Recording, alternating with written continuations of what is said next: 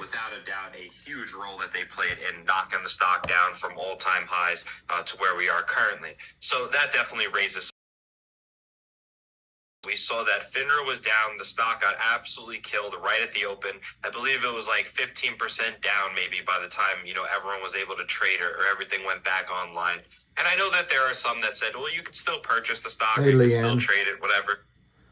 Hey, Leanne. Hey, noblesse obliged. Trumpet source. Top of the morning, top of the afternoon, top of the fusion. Use. Time to pump. I got to get a new computer. I had to turn my computer off and on, and it's still mostly off, not on. Your Honor, your offer. Your Honor, your offer. Power hour. What's up? What's up, y'all?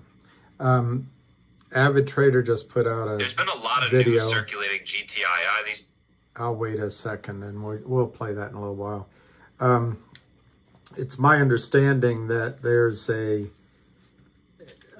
from about 2 hours ago, and now I don't know when the phone call came, but there's a desk out there somewhere calling to buy 19 million shares of GTII. And they're calling around to, places where they think there's shares, basically. And I've been asked not to talk about COSM, so I won't. But we can use an example of, I don't know which, I can't think of one right now. We can use AMC or GME. What normally happens with these companies, they will, when their stock phone call from the short seller, and the shorts, it's through all sorts of different guises, and the short seller will offer to buy shares.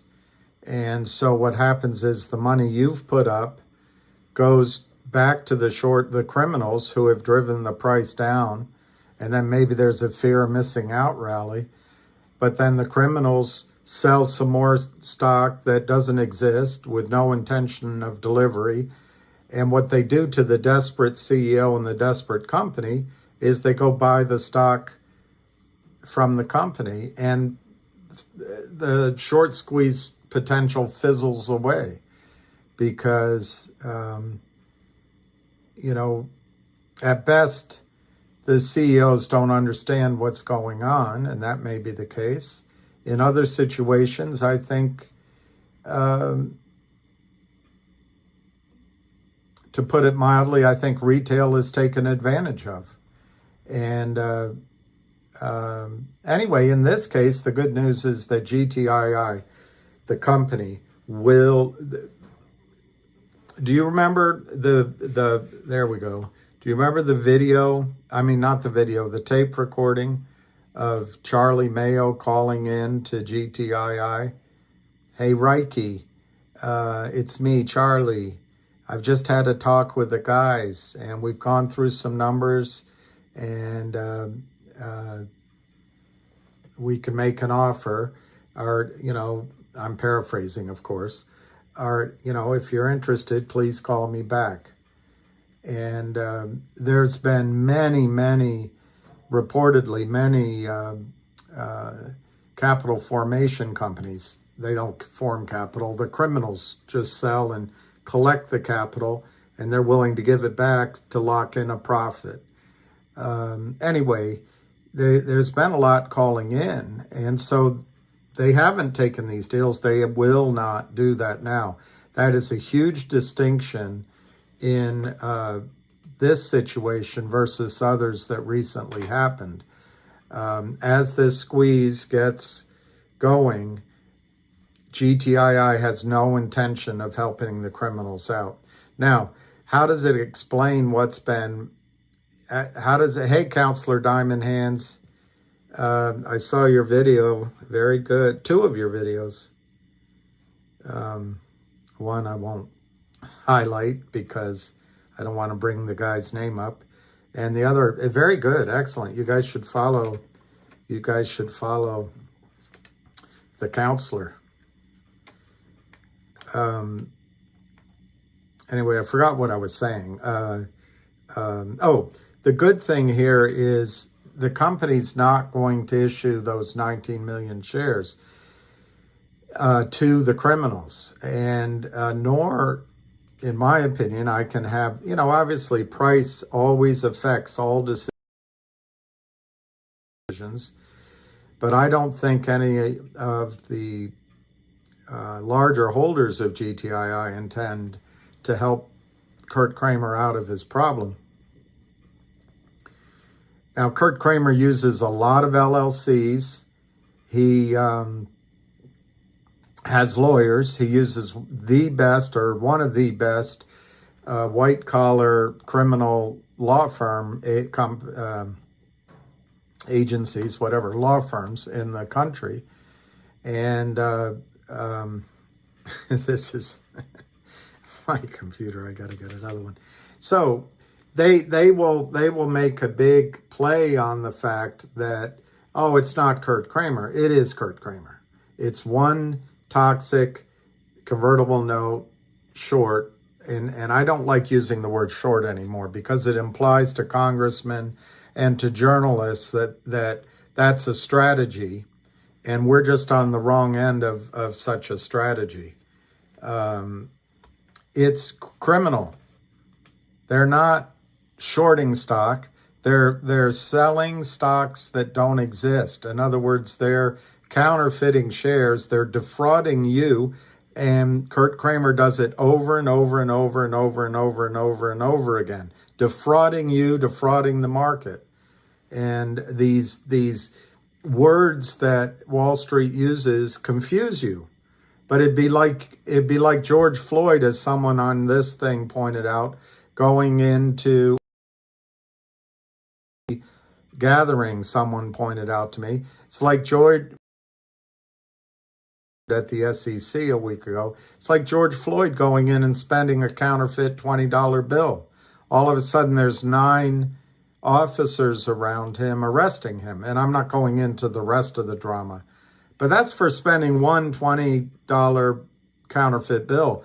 What Kurt Kramer does is issue millions of shares of counterfeit shares. Millions, counterfeit. And in return, you give your hard-earned money, and in the middle sits Goldman Sachs and Gary Gensler, and they say, we don't see anything wrong here.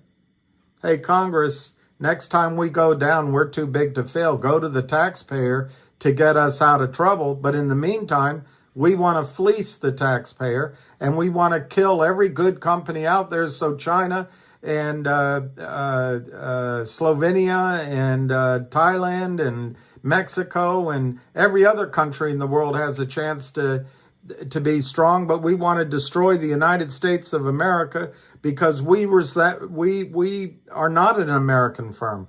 We are a global firm, and we don't care where we get our money from. And for the large part, we feel ourselves to be the selected group that is entitled to make all this money because we're clever. We can use very different names. No, if George Floyd knew how to say, this is a failed to deliver bill, this is just an FTD. We'll take care of it. Or if George Floyd had been able to go in and hit an F3 button like Goldman Sachs invented, no, it's just an F3. $20 will be coming. Let me have my cigarettes. Or if George Floyd had presented that counterfeit bill and said, oh, no, it's not counterfeit. It's synthetic. This is a synthetic $20 bill. It'd be all fine, I guess. Or he could say, you know what?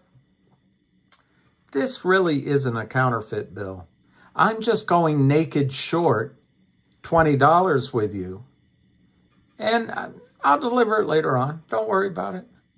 But no, I actually think, without going into the George Floyd controversy, I actually think that this does have something to do with the opportunity to do the crime and the levels of lawyers you can wrap yourself around and the amount of money.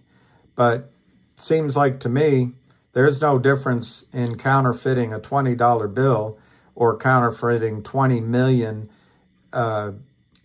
shares that do not exist, selling that to the public. And because Gary Gensler has certain characteristics, I won't point them out, because in this time, I don't know which ones I'm allowed to point out, but a lot of his characteristics match up with Kurt Kramer's and Goldman Sachs and other people on Wall Street. And hey, counterfeiting's all right. The police commissioner says so. And we'll pay you in 34 days if we don't make it, as Reg Show says. You have to close out that trade. I think it's T+4, might be T+5, and you can get one extension for some complicated reason. It's just to defraud. And hey, if you don't get around to it, we're all good guys. Don't worry about it. We're just taking advantage of the American public. And who cares about them? They're not going to affect your decisions. They're not going to affect your decisions in life, and they're not going to have any say in where your daughter goes, whether she gets into Harvard or not, or, but I can affect your directorships and your political aspirations. So, just look the other way. It's not really counterfeit. These shares aren't really counterfeit. What they are is synthetic shares. Actually, it's just naked short. It's a strategy. We're cleansing the market of bad CEOs. And our crack research team at Uptown Lending, we do such good work. As soon as news is out, our crack staff can review that, our metrics, and we immediately know we should be selling, because companies take advantage of the public, but we don't. We're just keeping CEOs honest, and that's why we do naked shorting. It's a way of counterbalancing the pump and dump of all American CEOs. We're the honest conscience of the market. We just dump shares to keep them in line. It's not synthetic. It's not counterfeit.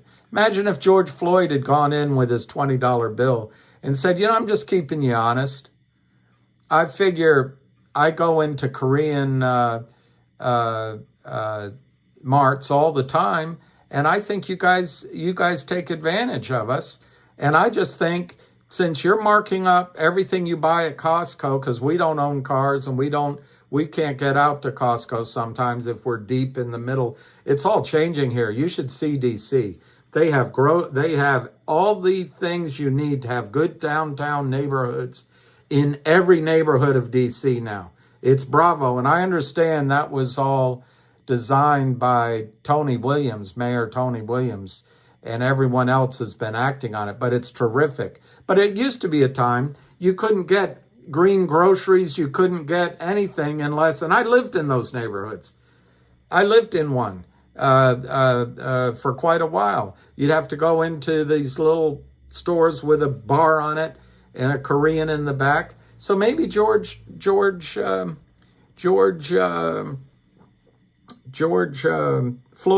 says, you know what, I'm going to keep you honest. Here's a fake $20 bill. I want my cigarettes, but that way you won't be able to price gouge everyone in the neighborhood anymore. So I'm doing a good thing. This is the thinking of Wall Street right now. This is the thinking of Kurt Kramer. Kurt Kramer gives money to Children's Hospital. He goes to Temple. He's convinced he's a good man. He looks out for his family, makes sure no one FUXs with us. And I can't talk about maybe some of the things he did in November and December anymore, but when hundreds of billions of dollars are at risk, it's okay if he strips it out of the market because it helps Goldman Sachs make money and prime brokerage, whether they did it with Alpine or not. It's the whole system. But Alpine, where does Alpine get its money from? Where did Kurt Kramer learn how to do this? It's not taught. It's not taught in MBA school, and it's not taught at the Temple, and it's not taught quickly at the 3 or 4 or 5 firms he had his number, and he quickly was either fired or resigned from 5 Wall Street firms within 2 years. He didn't learn it there. Where did he learn about it? My guess is some big hedge fund or firm on Wall Street taught him how to counterfeit shares. I'm sorry, my computer is very slow. So the point is that what these guys are doing to protect themselves now, they have a way out. Somebody asked me yesterday on this call, they asked me, well, what do the shorts know that we don't know? They just keep selling. Because in every other company, including some that you've been recommended recently that I can't talk about, and you invested in, it's not, anyway, I don't want to go down that way. But GTII is the first company for over 2 years or slightly over 2 years to have decided we're going to fight these guys. In the past, companies like GTIIL or HPIL or VNUE, they get driven down to zombie land, and you can see it. I can't, my poor computer. Chart after chart after chart, they just, as soon as they sign up with Kurt Kramer starts selling and selling and selling non-existent shares. You know, he's an unregistered securities dealer. Maybe that's what Floyd should have gone into the shop and go. He should have said, you know what? I'm an unregistered money printer. I don't have authorization from the Treasury. Unlicensed. I've got lawyers. It's all okay. They do it on Wall Street. Why can't I do it here with the $20? Americans are all suckers. We pay our taxes on time. We listen to the lamestream media, as Sarah Palin called it, and I used to laugh at her for that. And we just go along. But Wall Street doesn't follow those rules. Because Wall Street, these people are special. They deserve to make all these outside returns without having any particular skill other than cheating. So anyway, that's my long-winded way of saying that these shares really are not naked short. It sounds like a good strategy. They are counterfeited, criminally issued. They don't exist. It's fraud. It's securities fraud. And I wish there were a better name to use than naked short, because to a busy journalist or even a broker, it sounds like, not a big deal. Haas, that's not Haas. They do it. Haas. They do it all the time. So,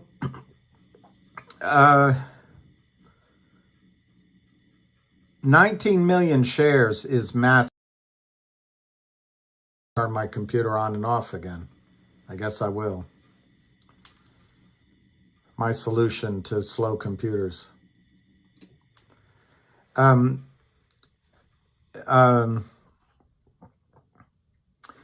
million shares.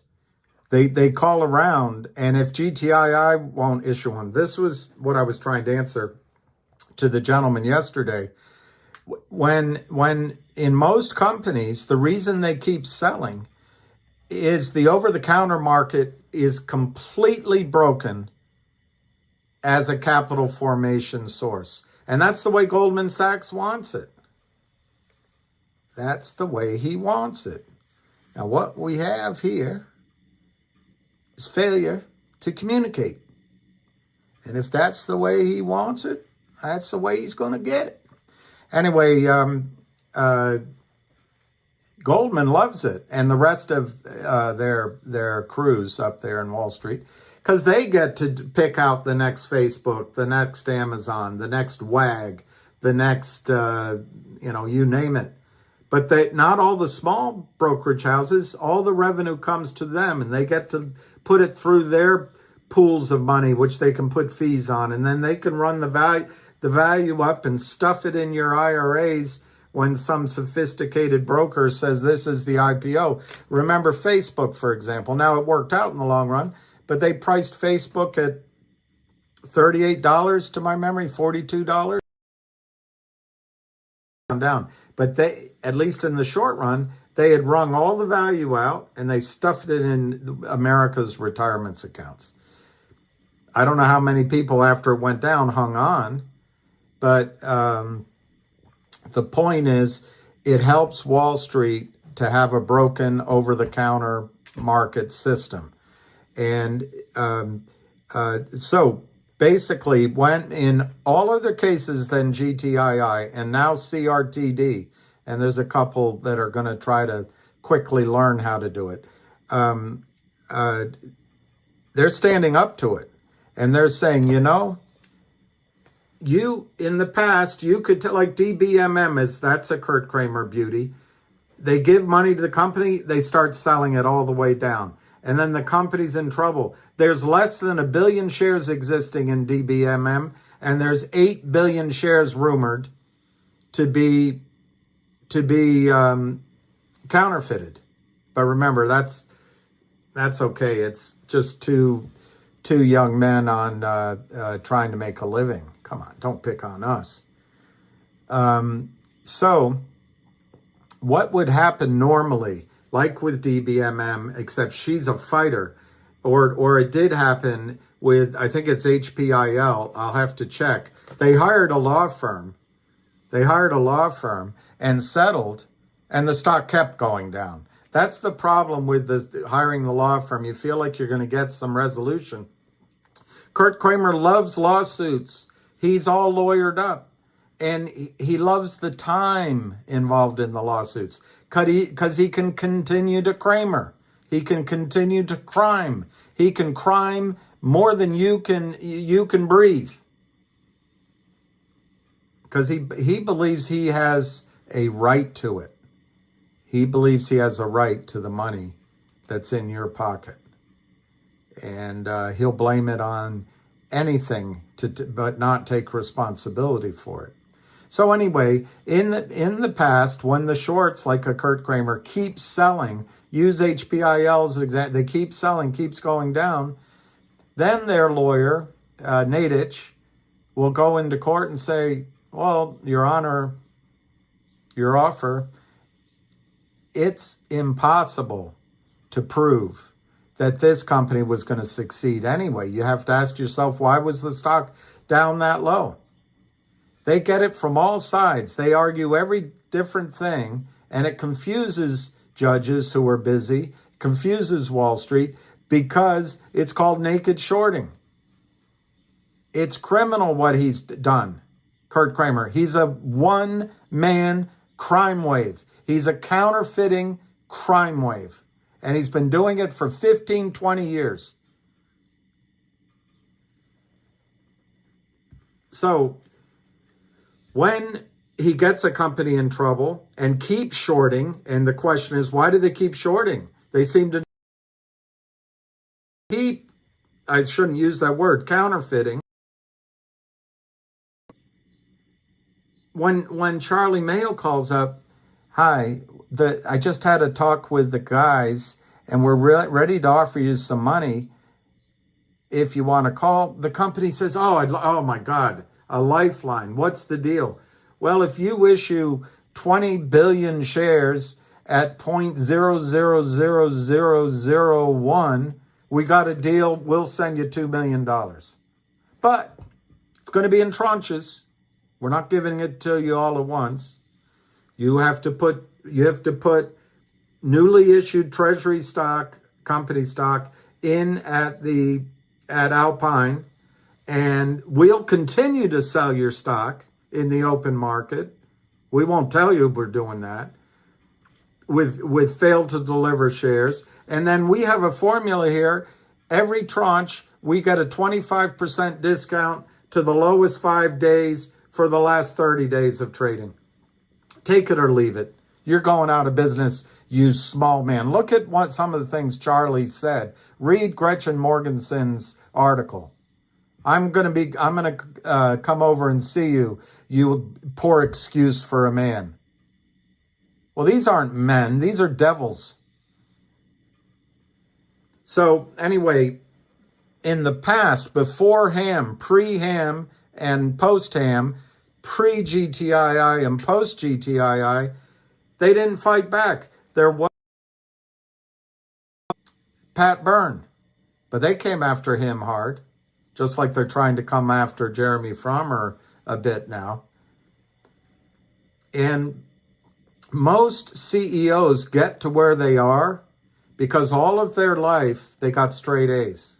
Not all of them, but all of them, they do the right thing. They're diligent. They file everything at the right time. They return the phone calls at the right time. They have a plan. They execute it. Very responsible people. So they follow what they understand are the rules on Wall Street. But they're confused. Well, we have a responsibility to make sure this company goes for our shareholders, and you're offering to me $2 million? Oh my gosh, that's 3 years of my operating expenses. That's terrific. And you're going to be there in the future, and you're helping us grow? Just read the drivel that's on the website at The Lind Partners or at Power Up Lending. Just read the drivel. We're going to, it's basically come grow with us. Anyway, what GTII has done, and this is the perfect example, and then I'll stop talking. I've been waiting for my computer to come up. GTII is not going to issue those 19 million shares for $1 or whatever the criminals would be offering right now. That's what would normally happen. It just happened with another stock that I can't mention, and another 2 guys that I can't mention. 3 guys. I can't mention it. I got to lay off of that. Between what happened to you in December and what's happening in then GTII issuing 19 million shares, they would even ask for a discount. That's what they're doing. They're crushing the stock right now to keep the price down while they shop that 19 million shares to buy. The company won't do it. You don't think the company would love to have $20 or $25 million in its pocket? They're not going to do it. They're not going to do it. And that's the message of this. That's why the criminals continue to counterfeit, because it's always worked in the past. It's not going to work here. And that's because some of the people in the GTII army, in the investor group, and close to the company, who I wish didn't have to be anonymous, because that's your stalwarts, and because of Ham. And it's because you all are standing strong as well. You are standing in against this. You have the knowledge now, and you're acting on it. And that's the big difference this time. GTII is not going to issue shares to the criminals. And the criminals have to go look. So what happens then? The criminals start calling around. They have their desk.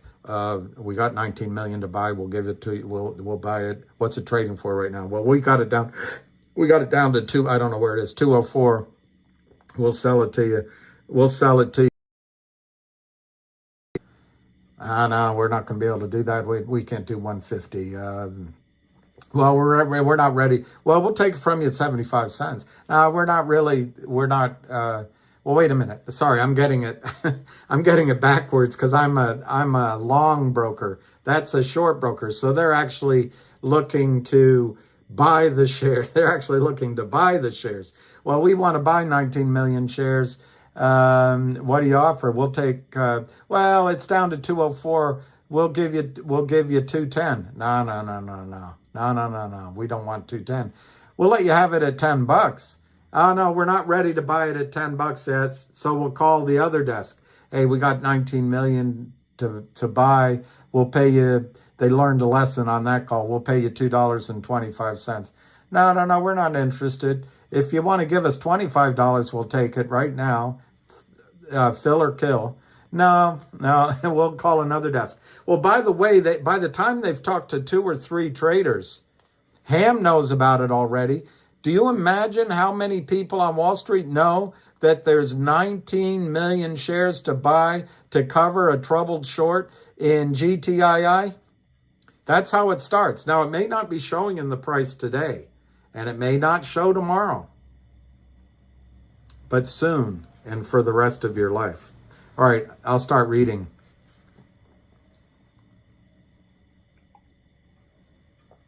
Leo Zynga, all over the counter stocks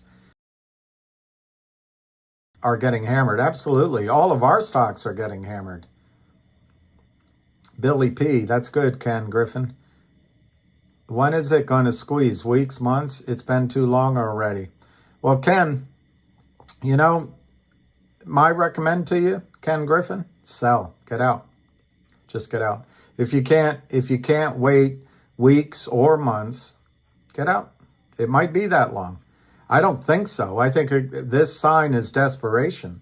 But if you're having a hard time waiting, just get out while there's volume. There's plenty of other stocks, Ken Griffin. I think it's going to show up very soon. I don't know much on MMTLP other than what Ham was talking about. Ham was talking about yesterday, which was basically that the lawyers have been meeting in New York. Ham didn't get to finish his thought. He said that there's only 2 ways they'll do the gray market. I think he meant the second choice was they might open up trading again. To this jaded viewer, I don't think they're going to open up trading. And I'm suspect on the gray market as a collective strategy, because I don't know in either of those cases how they get releases from further lawsuits. I do think there will be a gray market like a Craigslist already. If I were Rosa the lawyer, I would be spending time designing a contract where you could put it up on Rosa's website that you have 10,000 shares of MMTLP. Maybe I'll call Rosa and suggest that.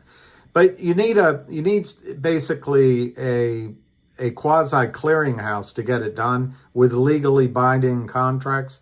That kind of gray market I see is possible. But I don't think you're going to have to wait much longer on MMTLP. There's not much more that Wall Street or the prime broker or there's not much more to discover. They know that by now they know the magnitude of the problem. They just got to set about the hard decision of paying up. And I think it's going to be $1 trillion by the time it's done. What, overall or in your spot? In the head-to-head categories, what are you looking for here? Well, I mean, I want 5 tools. I want to get speed. That's my YouTube, sorry. Okay, my computer's coming on. William, is the Son Noi? I saw your name in a movie, Son, and the guy pronounced it and Nui, or without the G, Nui, Son Nui. Is the 19 million shorts trying to buy a massive, absolutely it's massive. They can't keep doing it. And more than that song, what I gotta tell you is Wall Street will make money on the way up too. I know we all think, and as much as I use the short description of Goldman Sachs. There's plenty of other firms out there, but I use it because Gary Goldman is at Gary Gensler is at the SEC. But Wall Street isn't all unethical. There was a firm which merged with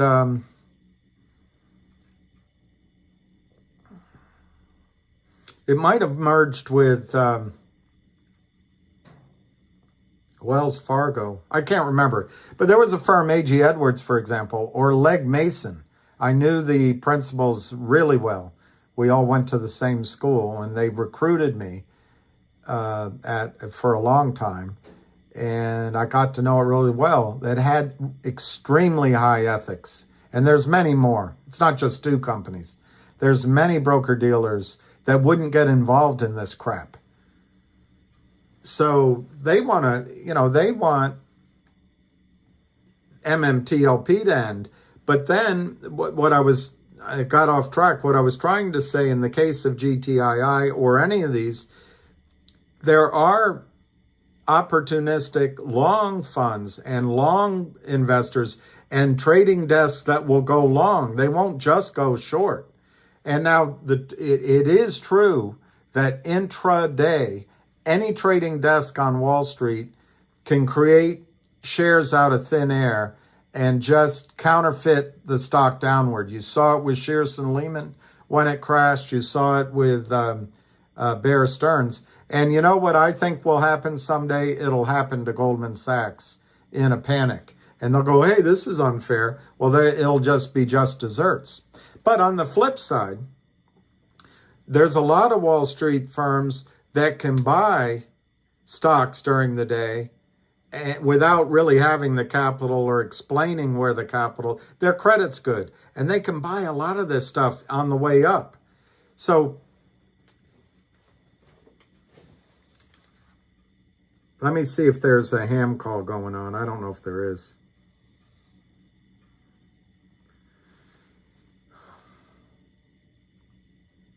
Welcome and thank you for choosing free. Oh, your dad. Your dad. Helping people around the world. Your dad, that's a good question, your dad. If you are the host, press. Your mama. Your mama. It's a very good question, your dad.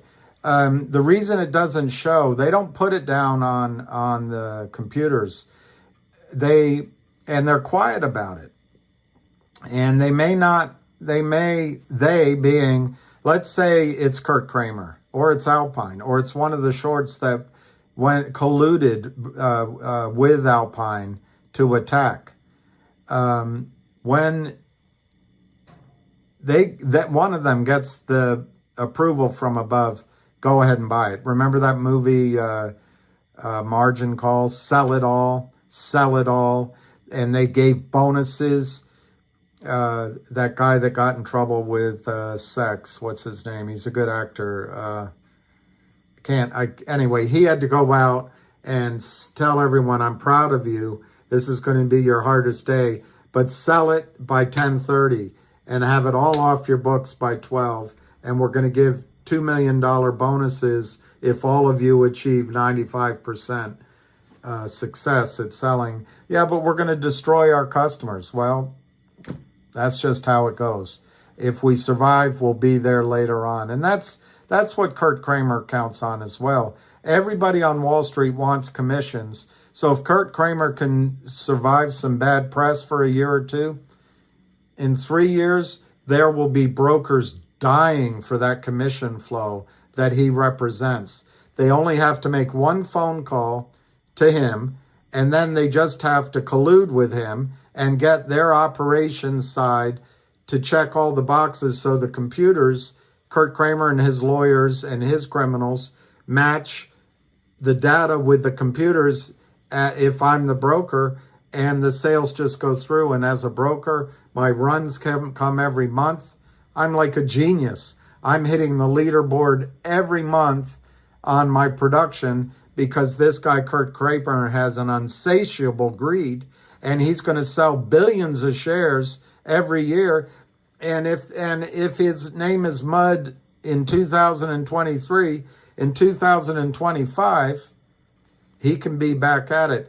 But anyway, your dad,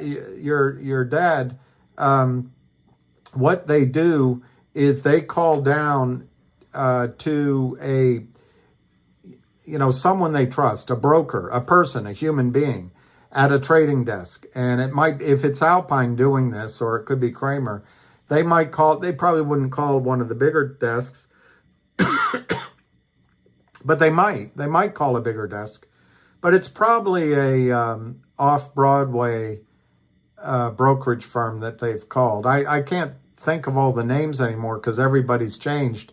But in the past, it might have been a Bear Stearns broker, or it might have been a Johnston Lemon broker, an Alex Brown broker, and they're discreet. They keep the information. We've got 19 million to buy, and they might even give some suggestions to the guy of where they think the stock might lie, whether it's in a fund or somewhere. And it's starting to go green right now. You guys are good luck. It's starting to. So my point is, your dad, the trade is verbal right now. It's not on a computer. It might eventually go on a computer if they don't. I'm making it up, but there's always a struggle between a broker saying, don't blow up my account, and compliance saying, we got to cover this.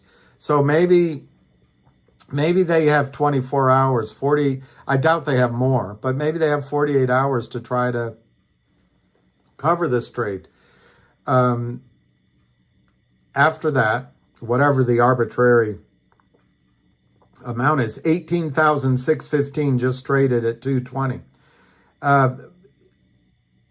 The compliance officer or the operations manager is just going to say, buy it in. And then the computers go to work. That's what you're waiting for. You're waiting for it, your dad, when the computer starts buying. And it's just 11,153 just went off at 220 to buy. 222, 1,000. Isn't that half of the float? This one broker needs half of the available shares, and that's just one broker? Yikes. That's exactly right, Andrew. And it might be more of the float than that, because that Yahoo reports and that we understand. So it's not clear exactly how much the float is, but you're right. I think I always use 30 or 35 million as the float. It could be lower. Someone bought 4 shares at 221. Was it you? Because I don't see it it wasn't printed, Basamo.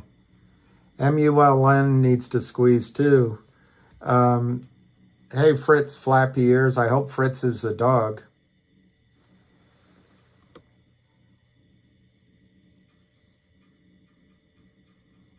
Yeah, I think we're already benefiting Fritz flappy ears from MMTLP in a lot of ways. The first thing that comes to mind is when I went to this thing on this thing. It was just incredible. The energy and the commitment. And I could, I'll list a couple, but there's so many more. There's Smokey, there's Yonkers, there's the statue. I always forget her handle, synthetic or Simtax or Syntax. There's so many, and they're so good, and they're working so hard, and that all comes from MMTLP. And I think 100 shares just went off at 222. Hey, Puffin Madrigal. That sounds almost Irish, but I'm sure it's Spanish or something.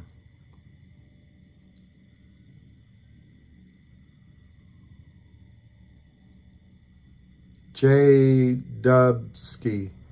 I don't quite understand the squeeze. Well, I just wonder if it's worth the juice.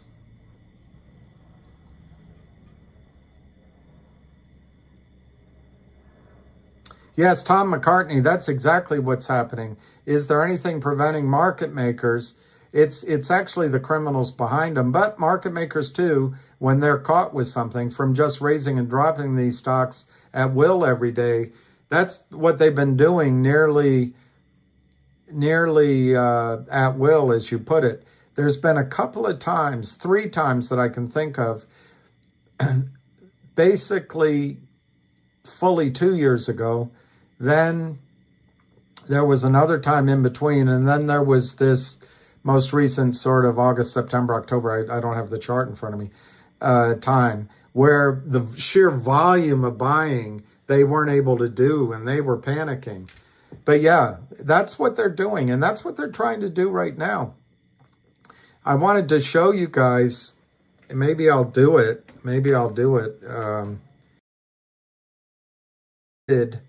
or ARCA or others to show you. Avid put out a video, and maybe we can play it in a little while. But Avid does all these charts. I'll just show you the picture I wanted to put up rather than taking up the screen.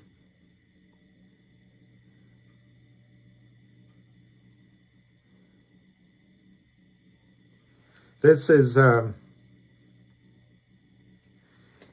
Elliott Wave 5-wave pattern. 5-wave pattern. Elliott Wave.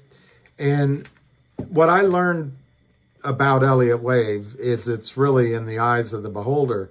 But what I see in the chart on this is it ran up, and they call it an impulse move.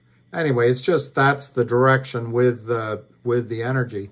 And now it's pulled back. And that's what I think, Tom, the market makers, as you call it, are doing right now. But it could also be the criminals. They're trying to pull it back so they can cross this 19 million shares. It's all manipulation.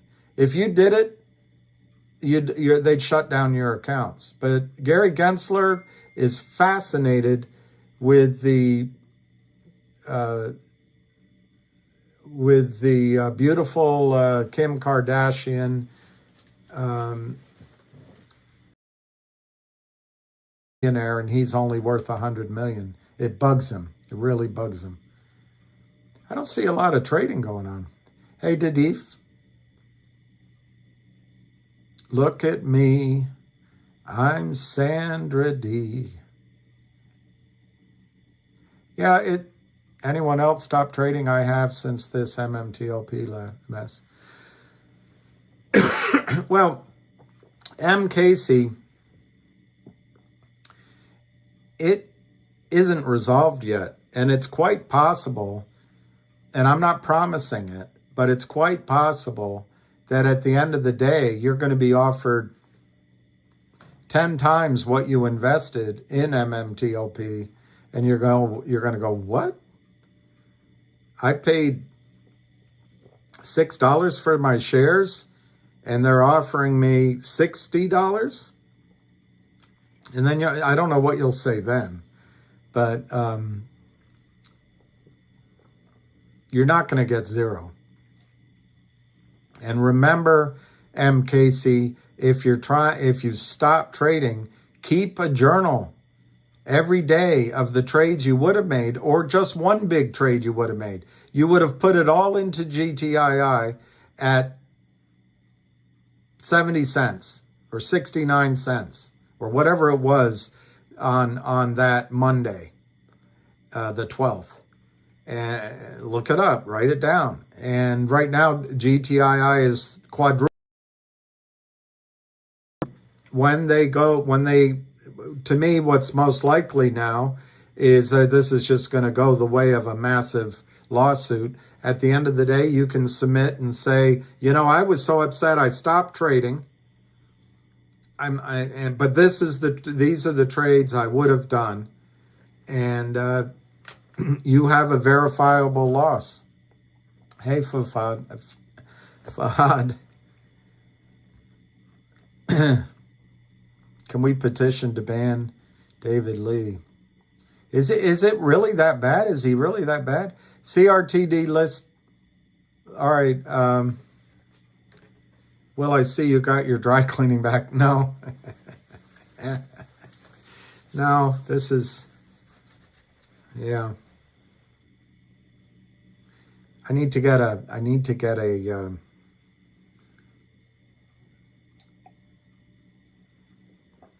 would it be sexist to say I need to get a wife? My mother used to say that everybody needs a wife, including wives. 221, 20,500, 20,500 shares just traded at 221. And the volume is 1.5 million. It's not a lot of volume. What am I going to do about it, Lion? Well, I guess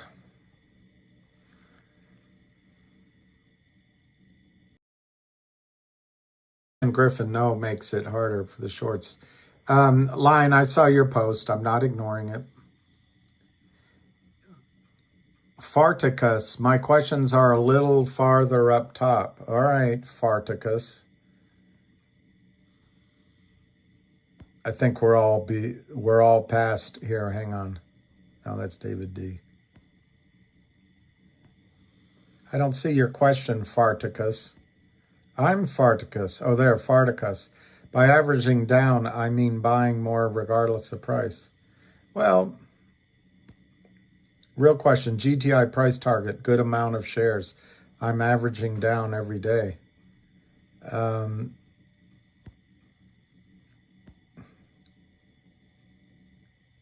I love it, CB. It means lucky. That's the name of my jog. Yay.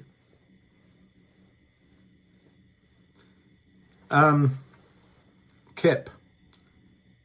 My name is Kip. Knowledge is power. Okay, Kip. Farticus. No, I'm Farticus. I'm Farticus. I'm a little confused by your question, so if I answer it incorrectly, blame the messenger. I think you're asking me what target is my price on the downside because you're averaging down. And I don't see this stock going lower than it did today.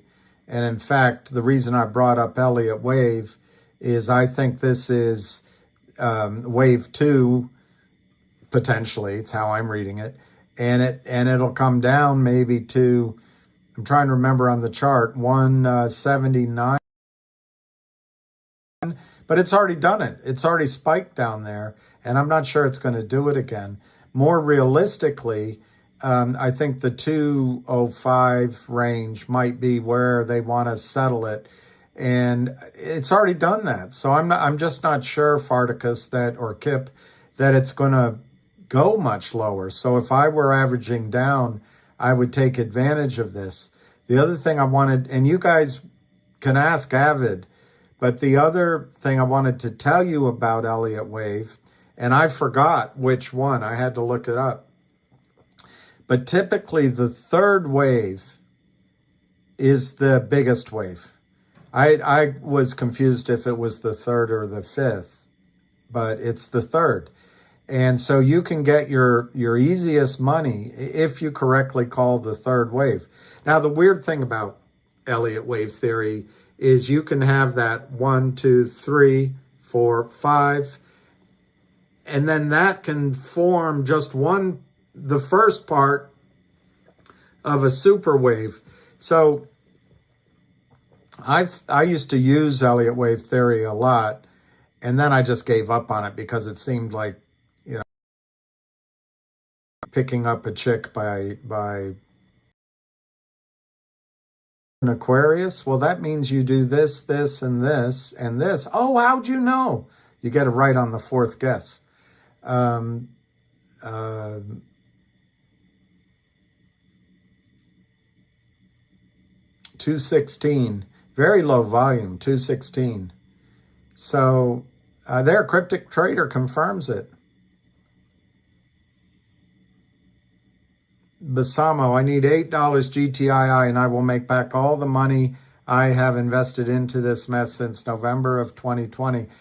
I assume that means in all these other stocks as well. Well, I think $8. Oh, that's Farticus might have been asking me about my upside targets. That's what confused me. And I just answer you as well. I think once we get through sort of, I think the next move is going to take you above 8. But could it be is $3 the number it has to break out? Is 4, is 5, is 8, is 13, is 15?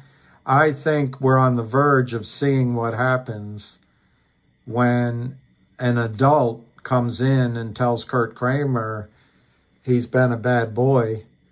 An adult comes in and says to Goldman Sachs, you guys can't do this anymore. And an adult comes in and in fact remain silent, and they snap handcuffs on that guy.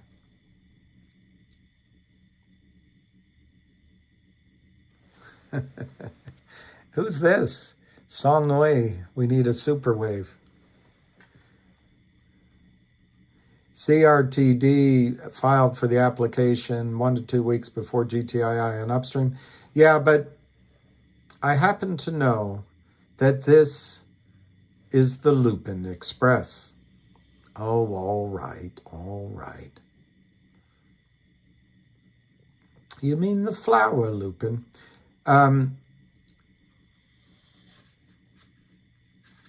Let me just answer that by saying GTII, I did not get the idea from CRTD. But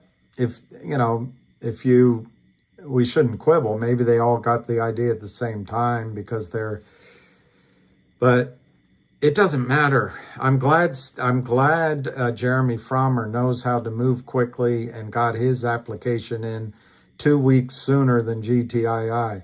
At this point, they both have their applications in. And is 2 weeks going to matter in the long run?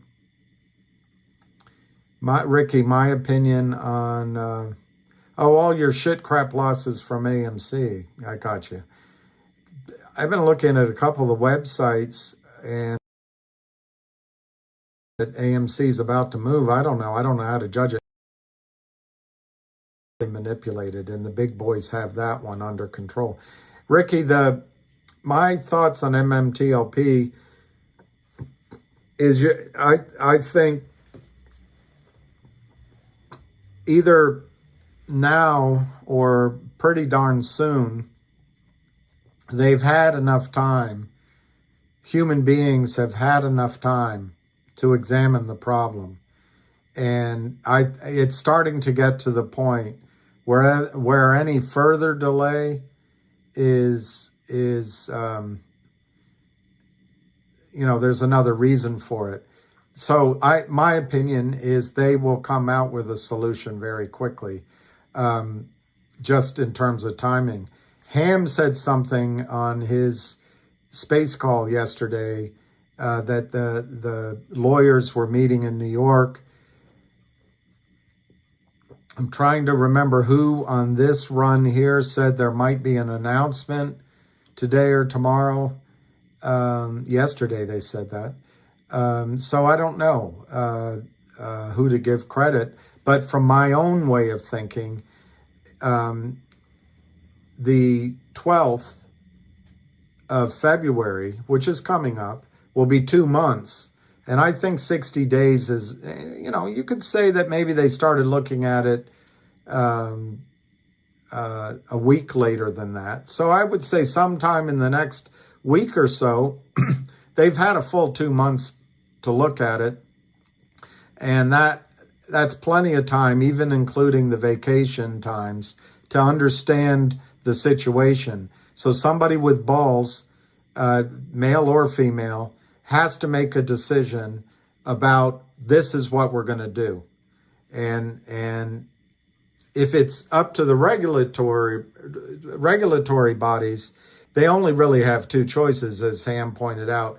They can organize some sort of, let the broker-dealers have a period of time to do the gray market with the help of the system, rather than doing it the way I said as a Craigslist, or because there should be a black market in this. There's a gray market, but there should be a black market in it, or just open up trading.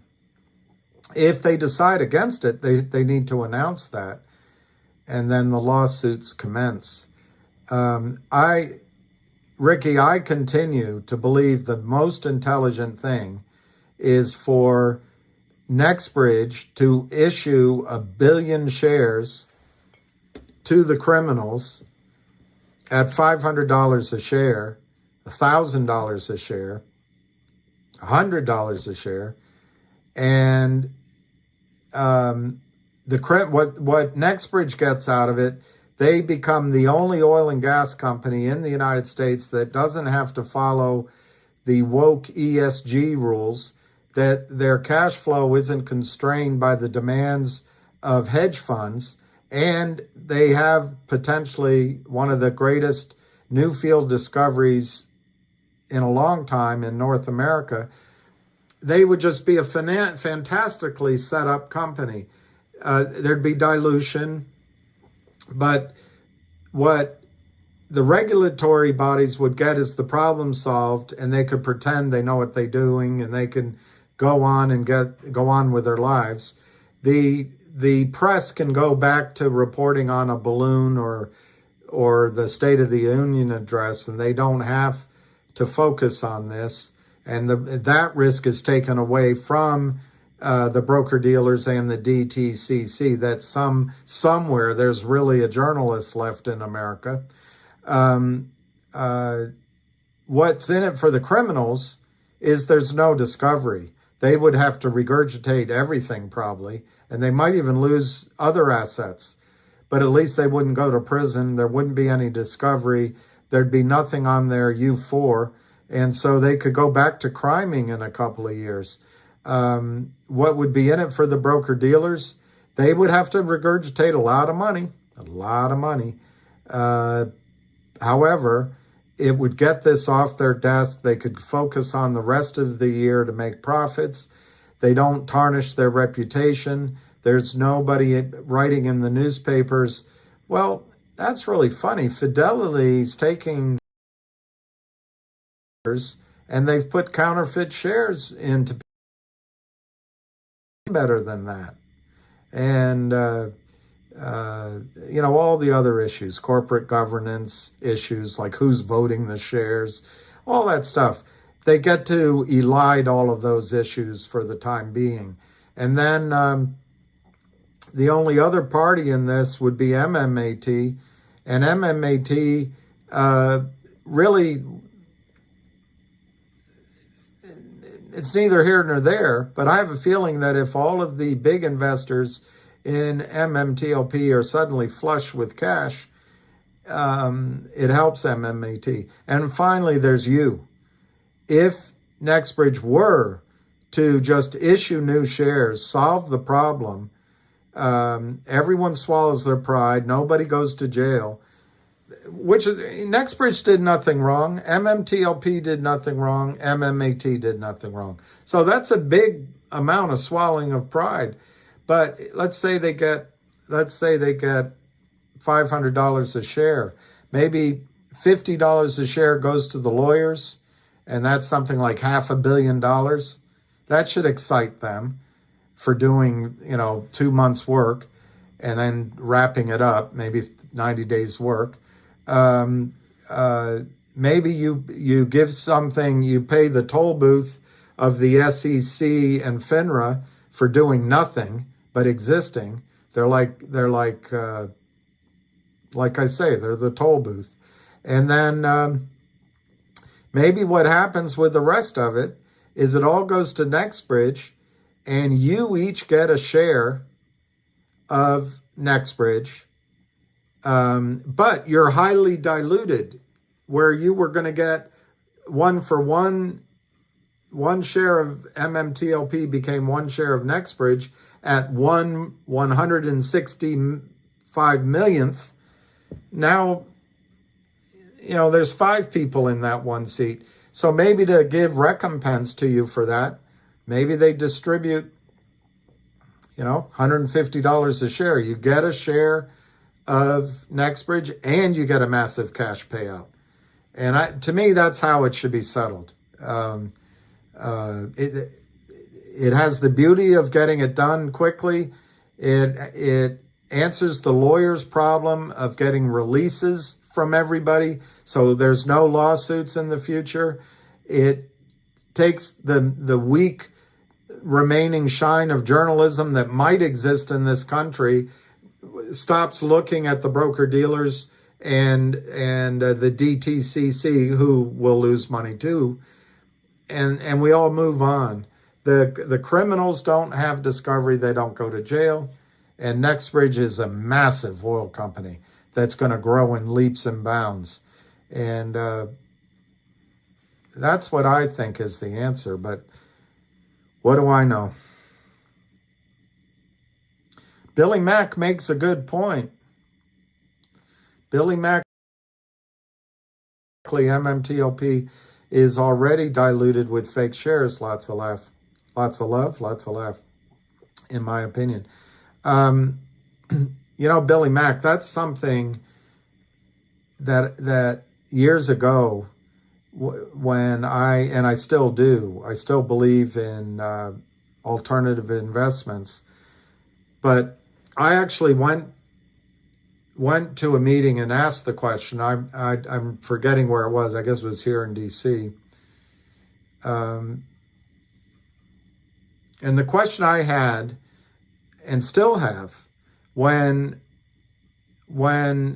people argue that the Fed is printing money and keeps printing money, and this is going to destroy the dollar, which will happen, and therefore all these other assets need to go up, I always ask the same question you just asked. I said, hasn't that money already been created? Hasn't it already been created by the banks? And the Fed is just ratifying that creation. In other words, all the loans that went out to buy houses, all the margin loans that bought stocks, all the credit cards, all the student loans, that was just creating money out of thin air. It's a beautiful business to be an overpaid wanker. But anyway, to go back to your question, I really do think it's a good question and a good observation. The has been affected by all of these counterfeit shares. And so for example, CRTD announced the other day, I think I have it here, they announced record revenues. Well, they're going to divide, their numerator is 30 million shares until the S1 is approved, then it's 50 million shares. But what's out in the system is 400 million shares in your accounts. So you're absolutely right. They already have been diluted in that sense. And it brings up, what is a CEO supposed to do once they're educated about this? Are they supposed to sign the financials? A CEO can be thrown in jail for signing the wrong financials. But Kurt Kramer can continue to counterfeit shares, steal. He can continue to steal. with abandon, and no one does anything. And if he gets in trouble, Richard Nadich, his lawyer, or his Michael somebody, his lawyer at wow, I'm forgetting the name of the firm. Anyway, out in California, they can argue, oh, he didn't know. He's just trying to make a living. He's doing his best, Your Honor. He's a fine citizen. And all right, let's just settle. We'll settle. The SEC, you've got to disgorge $300,000 in penalties, and we'll both agree you did nothing wrong, and you agree to cease and desist. Well, then Kramer goes. He doesn't cease and desist. He sets up new LLCs, and he continues to sell. And he has to hide all that because he signed a cease and desist order, but he's doing it. He's got Charlie Mayo out there who he will sandbag as soon as he's arrested. I don't know why Charlie Mayo is living in some illusion that Charlie Mayo was still cold calling on behalf of the company, trying to find new clients to kill. And I don't know why he's thinking that he's going to be safe. I didn't even realize the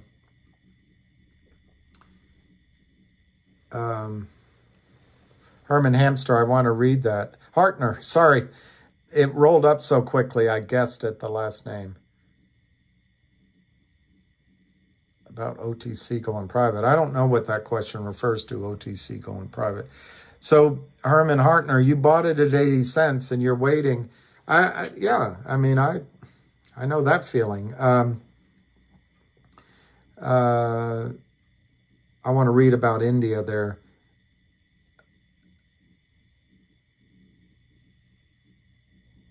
That's what the CEO of OTC sold into the OTC. And I really let him have it. And he said, oh, I don't know what you're talking about, Mr. Ferrand. The over-the-counter market is providing liquidity. Just look at the volume in those charts. They're complicit. They're idiotic. They don't know what they're talking about.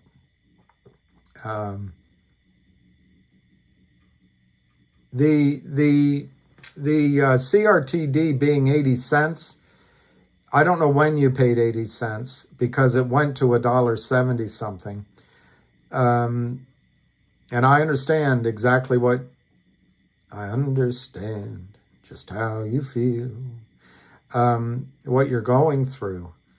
But I think the system as it is, the Lynn Partners and the rest are trying to keep that stock price down because they want to show Wall Street. They don't want CEO block.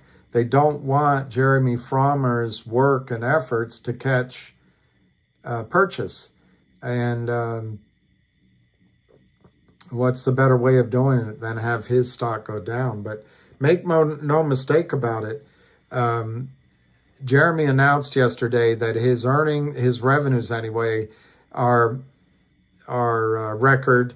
His costs of goods sold are down, and that they've done other efficiencies to tighten their ship. CRTD is going to do just fine, and they're going to distribute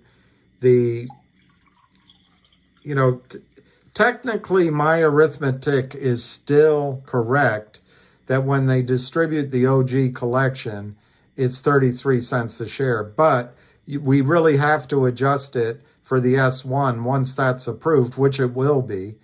It'll be 50 million shares.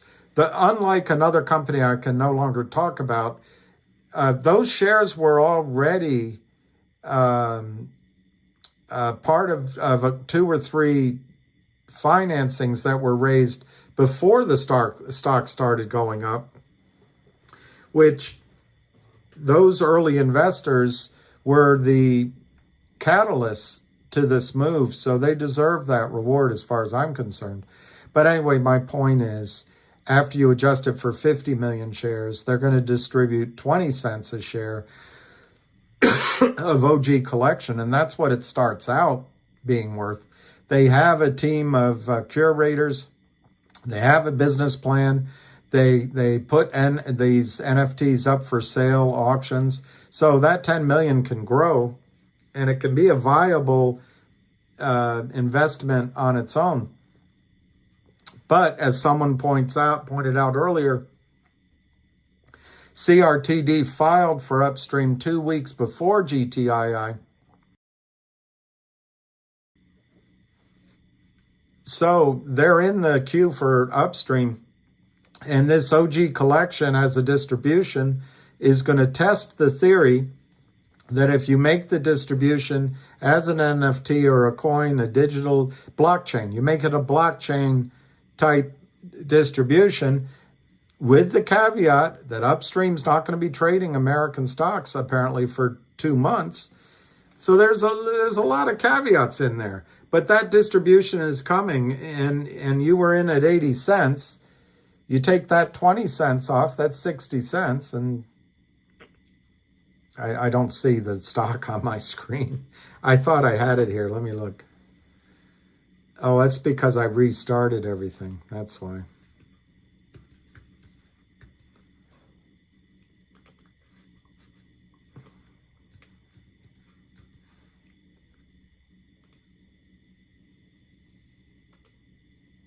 It's 63 cents. So, I mean, it's not beautiful. Don't get me wrong, but they're doing everything they can to keep that stock down. But you probably do have 400 million shares, fictional shares, non-existent shares in CRTD versus 50 million. And so when the buy-in comes in CRTD, you're going to say, well, I bought it at 80. I could have bought it at 60, and your wife is going to say, what the heck are you complaining about? So, hey,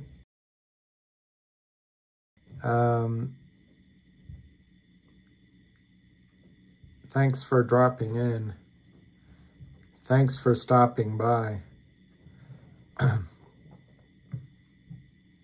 It's 4:15.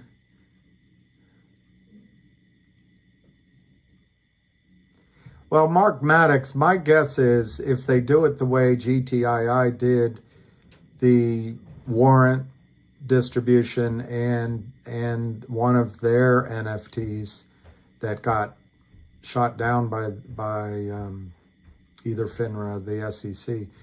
Yeah, I think, you have an example with MMTLP. You might have to, at a minimum, what they'll give is a coupon, so you can leave your shares in the system. But the coupon, you'll have to get it. You'll probably have to put it over at, I don't know their transfer agent.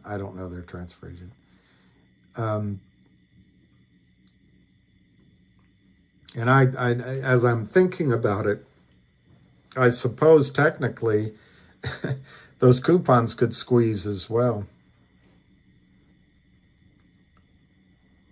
I didn't get that, Ryan Brown. Created, approved to begin trading on Upstream.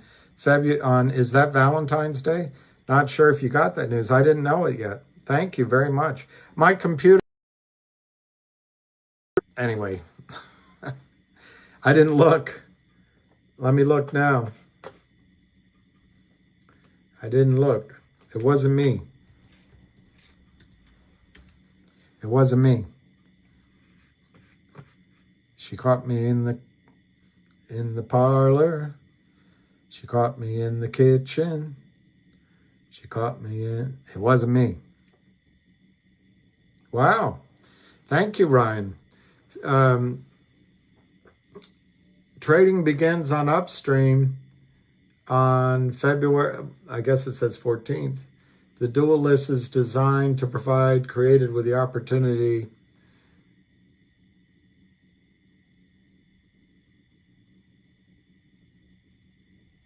they're going to offer some shares on the blockchain. That's great. Maybe that's why they put out that that red herring, to be able to do that. Jeremy Frommer said, as chairman and CEO, my focus remains on creating. See, it's created, so his focus is on creating. Long-term value for verified CRTD shareholders and on fostering a higher quality market environment for our stock. In addition, I'm committed to using the power of Upstream dividend opportunities through the platform, enforcing a reconciliation of our do you hear that? Forcing a reconciliation of our outstanding shares. There's other stocks I can't mention anymore that never said that. That is massive. So Herman, that means Jeremy Frommer. I'll just read it again. Forcing a reconciliation of our outstanding physical shares.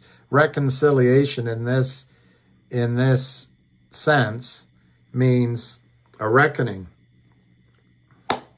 You own a share, you get a dividend. You own a counterfeit share, you don't get a dividend. And who's responsible for that? Broker-dealer. Broker-dealer has to go buy for you a real share. The buy-ins will be brutal, Herman. So I think you're brilliant to have paid 80 cents. I really do.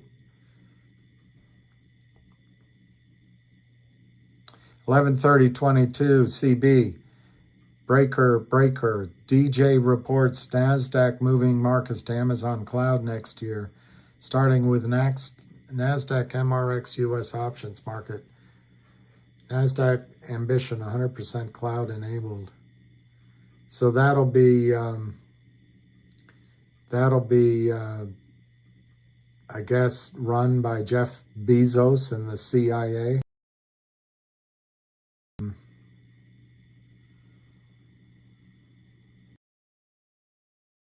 To think that through. If it's all on the cloud, they can redouble their efforts at counterfeiting shares. Who's keeping track of it? How do you know what you have?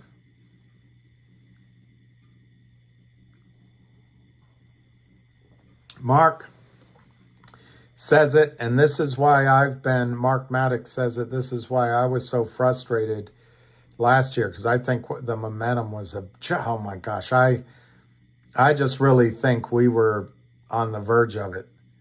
And now we're, here it is later. And the good news is the spring is pulled back even further, or the rubber band, or the pressure cooker is even higher. The problem's worse for the shorts now. So that's the good news. But Mark says the reality of a squeeze is we have to buy, get the momentum going, and keep it going. And that's exactly right. I think you would love to get on your knees. I get on my knees and pray. Boom, boom, boom, boom, boom, boom. We don't get fooled again. We retailers are our own worst enemy. There's some other enemies out there. That's right, Herman. Mark, there's some other enemies. There's some that I've focused on that I'm not going to anymore. But in general, the whole market is designed to convince us as retail of a couple of things. One, that when we make an investment like this and we lose, it's our own fault. We didn't deserve to make the money. And there's nothing further from the truth. When you've done your analysis, particularly in a company like GTII, CRTD, Wolf, FNGR, I Think Logic and Go Logic, you guys are saying MULN. I'm not against that. Trying to think of some of the other names.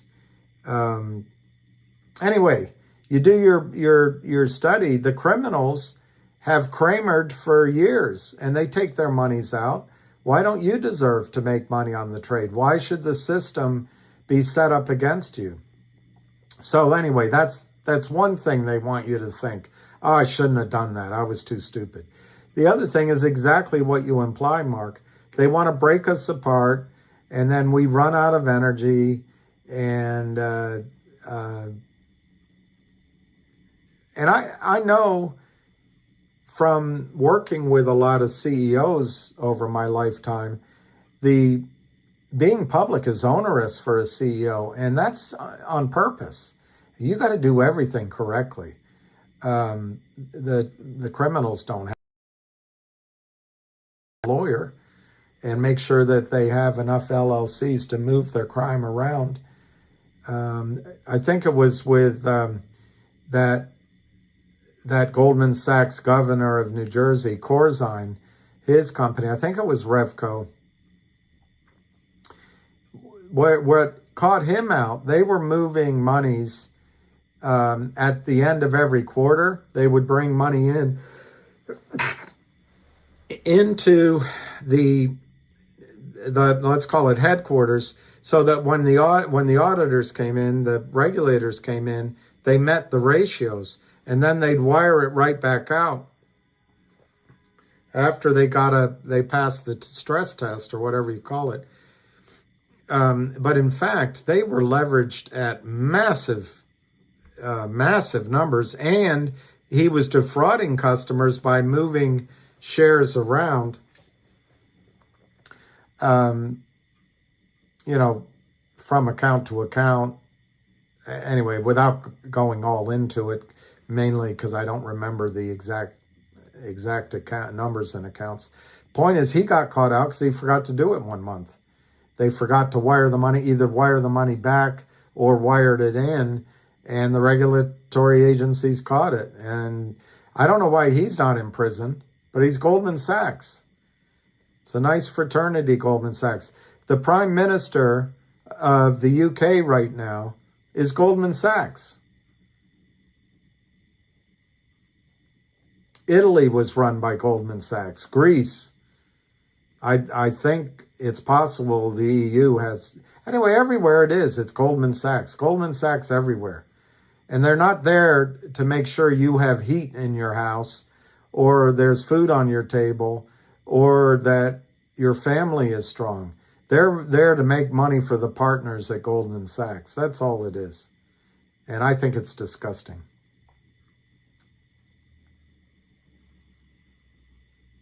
Bill Carney, I like your point. 1 million shares traded during the first hour today, and virtually nothing for the remaining 6.5 hours. And that's true. We closed with 1,552,804 shares. And probably, Bill, of those shares, a lot of it was fake trading. It was probably wash trades, cross trades, just moving it from one market maker to the other. And obviously, as we've talked forever and ever and ever, a lot of it's counterfeit shares. But you make a really good point. And I wonder what it means. I would guess from the criminals' side, it would mean that the damage was done in the morning, and as long as the stocks stayed relatively down, they weren't going to spend any more dry powder. They weren't going to crime anymore, with a lot more stock. But what does it mean for the longs? Number one, I think it's smart buying by longs to pull back, let the short continue to sell at lower and lower prices and not run it up. And as Ham always calls it, accumulation is the killer to the shorts. So I think it's smart on the part of the longs to pull back a little bit. It makes the shorts sell at lower prices. But I also think, going with that, my little Elliott Wave theory, and following Avid and ARCA, particularly Avid's video, I think 2 days ago, it made a lot of sense that you could get a pullback right here. And I'm all in favor of it. I'd much rather have the stock go from whatever it was, 60 some cents up to 290 and then pull back here to 215 over 2 or 3, maybe 4 or 5 trading days before it resumes, as they say in the UK, resumes its upward movement. Because then you get this, if it is Elliott Wave 3, at least for this section of the wave, you're going to get a massive third wave here, if you count it that way. I'm sure, and maybe that's what, in essence, ARCA's doing it by having it go to, I think the last video I heard of his, it could go to $19. So you're going to like that. WayJ, what happened to GTII? Well, WayJ, first there were the dinosaurs, and they roamed around the planet for millions of years. An asteroid hit. It caused a tsunami and a starvation of oxygen that killed all of the dinosaurs. So the mammals, the little small mammals, survived, and some of the fish, and over further eons, humankind sprung up out of the mist. And humankind went through all sorts of stages of suffering and hard times in the Middle East and around the world and in Europe, such that as the Industrial Revolution started, Thomas Hobbes called life brutish and short. And then prior to that, there was a renaissance of a lot of the arts and wind. The empires were based on wind. Oil was discovered, and oil allowed one economy, primarily the United States, to create an empire that spanned the globe and allowed for a massive increase in people's standard of living through machines and the industrial might of the United States of America for 100 years or so. Well, during that, America created the deepest, most honest, and most widely traded financial markets in the world. And under Bill Clinton, it was decided that these markets could regulate themselves for large part. So the advancement in the human species stopped right about then, at least as far as financial markets are concerned, and greed took over, and some of the human suffering came back in as Bill Clinton approved derivatives, commodity trading, and other options trading, and futures not needing regulation from the government. This theme continued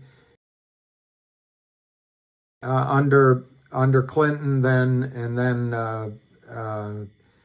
GW and Obama. The regulatory regime in the United States of the securities markets became a revolving door. FINRA basically became Goldman Sachs and the rest. It's there at the behest of it became bought. The SEC is captured. And Congress, showing that humankind is reversing, became a place where Pfizer purchased congressmen. Goldman Sachs purchases congressmen and women, and other large industries.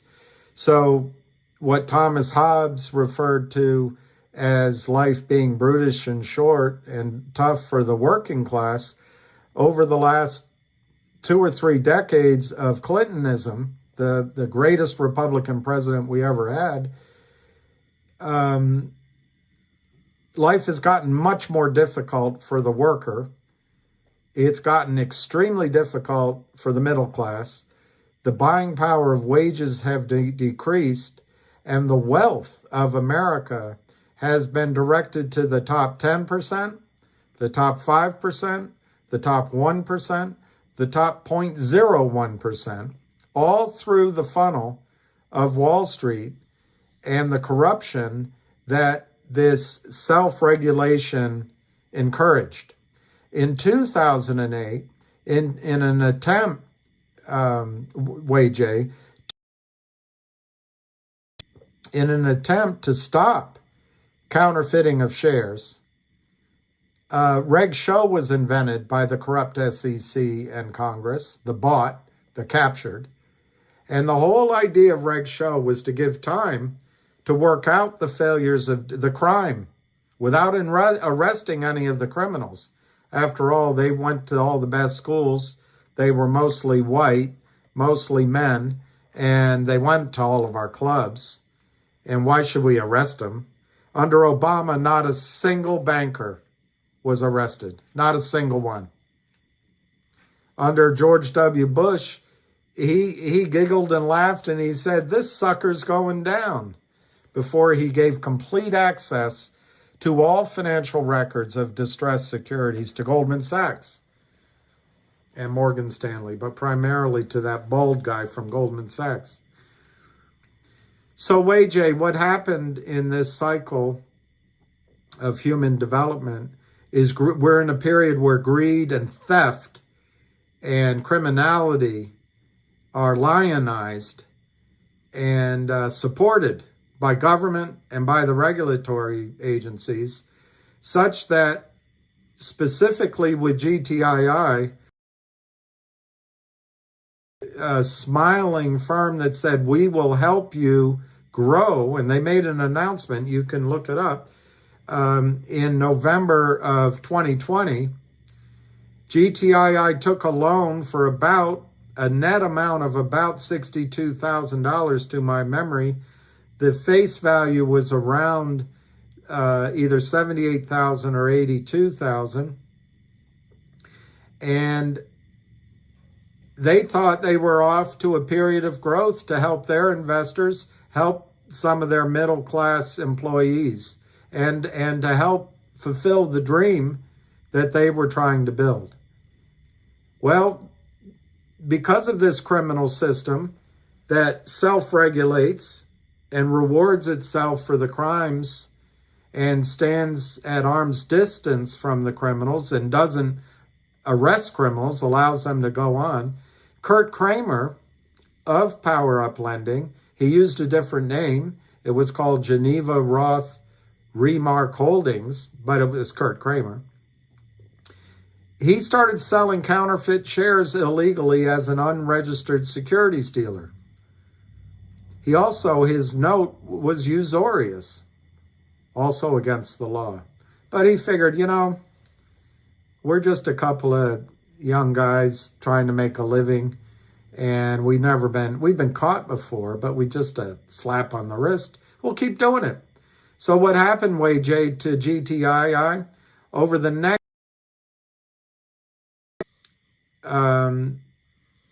which is right about now, they started maybe with 40, 50, 60 million of counterfeit shares in the hopper. They have sold another, I would guess, 300 million counterfeit shares. Nobody knows the exact number. So while I'm not trying to exaggerate, I'm also trying to not hide the magnitude of the problem. Over the last 3 months, they have sold 125 million counterfeit, non-existent shares into the system, which has destroyed value for shareholders at GTII, WAJ. It has kept the price discovery in GTII shares as being impossible. Every time people who have studied it ask for their all sorts of methods, we won't go through, you can just go through the press releases, to get a reckoning, to get real shares counted by the system blocks it. The Bill Clinton system, the Goldman Sachs system, the bankers pay for speeches system, just lets it go on. So Kurt Kramer is under the illusion that he's a good guy. And so guys like you, WAJ, come on and ask your asshole questions, cocky, and you feel good about yourself when go home. You're a young man, and I hope someday when you look in the mirror, maybe you stop drugging, maybe you stop going out late at night, and you look in the mirror and you say, wow, I was doing that. I was helping people steal billions, if not trillions of dollars from the American Treasury, putting national security at risk, putting medical advancements at risk, putting policemen, firemen, nurses at risk, putting retirement plans at risk, all because Kurt Kramer paid me some money, $7 a response on Twitter, and some sort of payment scheme if I can get on and create FUD here. I'm ashamed of myself. Remember, WAJ, in each of us, even people as mixed up as you are, God is in there. And I just hope someday you realize that as you're spreading fear and doubt, and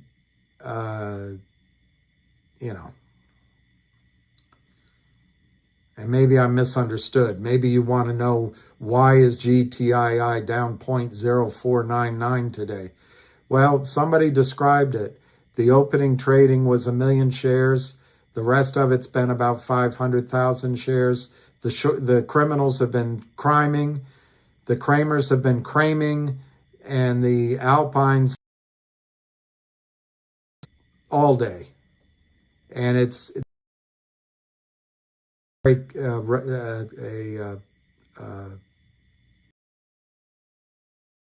one, that there's an order out there to buy 19 million shares. So if, WAJ, you're part of the RICO racketeering efforts of the Kramers, you're about to see what happens, I think, when a squeeze and there's payback as hell to Kurt Kramer. Kurt Kramer is about to have his picture in the dictionary next to Ponzi and Madoff and maybe Hitler. His crimes are legion, Kurt Kramer. And he thinks he's protected because the bigger firms do it too. Well, they do it. That's not how it works. The bigger firms will protect themselves. There was a guy, Milken. They sent Milken out. But Merrill Lynch and the other companies were doing the same thing. So what happened to GTII? GTII has been under the onslaught of ongoing counterfeiting, criminal activities by Kurt Kramer, Seth Kramer, and their sidekick who runs their boiler room, Charlie Mayo. That's it. It's not complicated. They have a lawyer, Richard Nadich, and his daughter who cover for him, who covers for him. They have an SEC who slaps their wrists, signs a cease and desist, and lets them operate anyway. Once the attorney general in New York, or the district attorney, got off of going after Trump, she went after Kramer and actually caught him out on usurious lending. So he moved to Virginia. And what me worry? We got a guy that eats ice cream in the White House and takes vacation, and his wife is running his office. What are we worried about? The evisceration of the economic might of the United States of America as China's trying to take over the lead in the world. And we all know China is a democracy. They're going to look out for women's rights. They're going to look out for what all the other things they are, rights. So the best thing, if you're liberal, is, keep supporting a bought president that son is so corrupt that you can't even know that the president isn't even running policy on behalf of China. But keep doing that.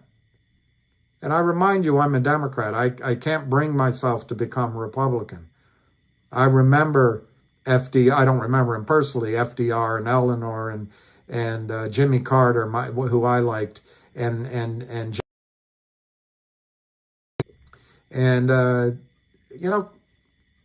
I remember, the Kennedys that I admired for all their faults. But Wei, what we have here is a system that has run off its tracks.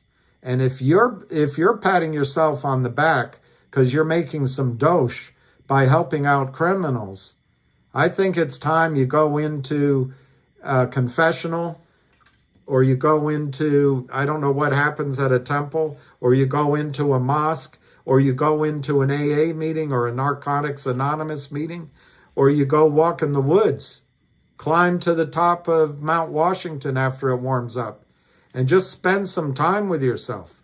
Because what you're doing is harming not faceless people on this call you're harming. But when you broaden it out to the entire over-the-counter market, it's destroying the United States of America.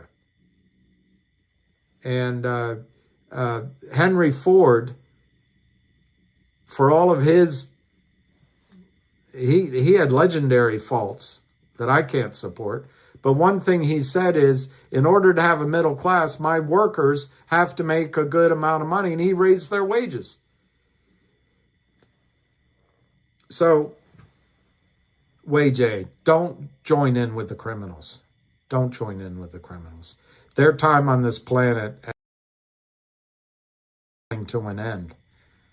That's not a threat. That is a certainty.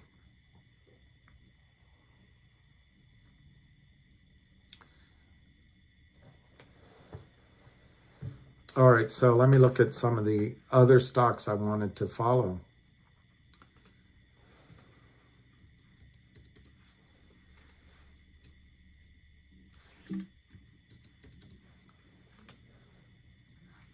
Wow, DBMM's down to 1.5 again.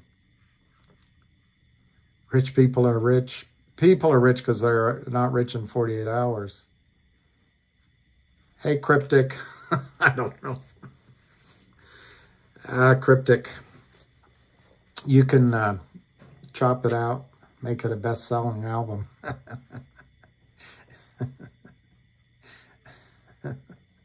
Hey, Millennial. Hey, Juan. That's right, Republic of America. Thanks, Cryptic. Just one person saying that helps. It's pretty embarrassing. Hanging Moss.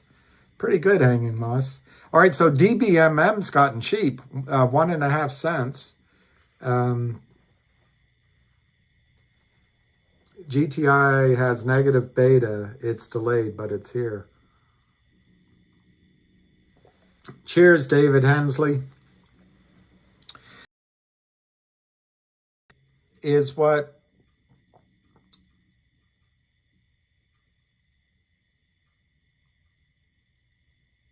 okay, Herman, I like what you say. I'm just not going to read it out because it's too risky for the, for the bots that listen in. Yeah, Jackson, I think, thank you, Susan. Jackson, I think focusing on one stock, like he's asleep, but we had such a long walk this morning, and we met several rather large dogs, but everything was good. And then we met one little small dog that just starts barking. But Lucky doesn't do anything. He wags his tail. And then we met one of those beautiful longer-haired black and white dogs that I don't know, they chase birds maybe. But that dog turned on Lucky and tried to bite him. But Lucky just wagged his tail and walked away. And I said hi to the little dog. He was a terrific little dog. I think he was just scared. So we had a good walk. Lucky's happy. Thanks, Permanent Vacation. Somebody asked something.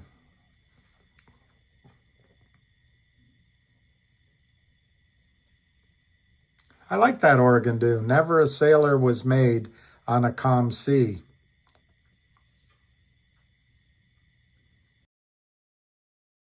Right.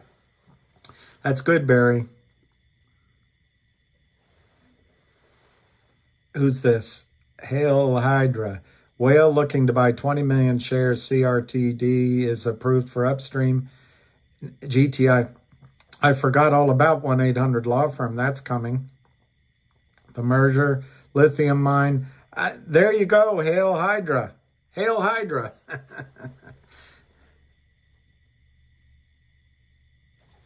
Wall Street guys meeting on the island in the Caribbean. I wanted, Doug, I mentioned it because I didn't hear the title. If you could find out the title, I want to read it.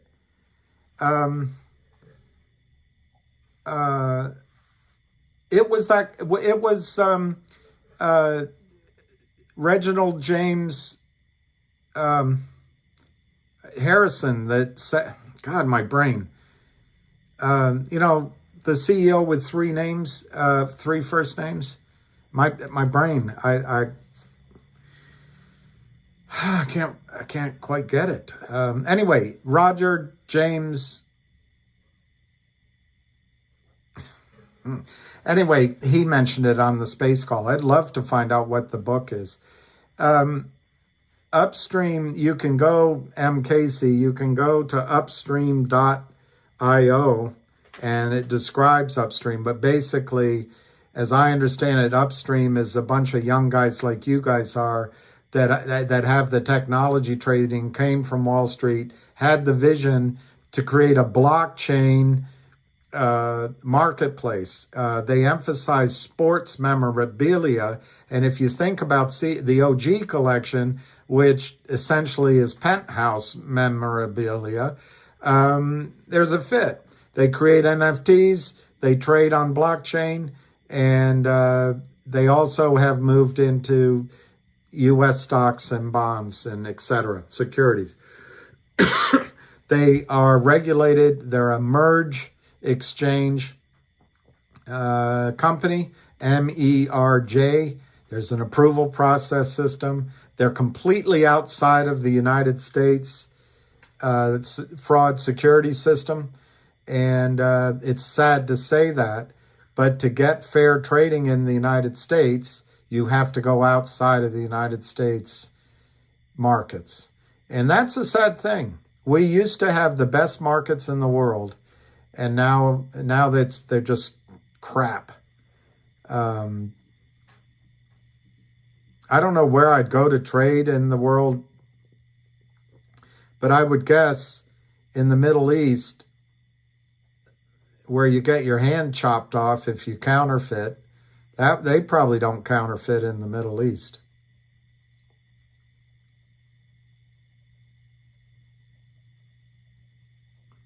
One whole week at the Bunny Ranch.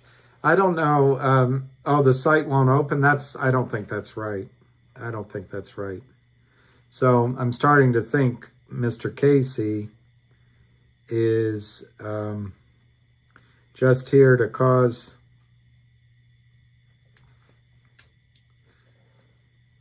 there's the opened Upstream, and to give him his props, it's upstream.exchange.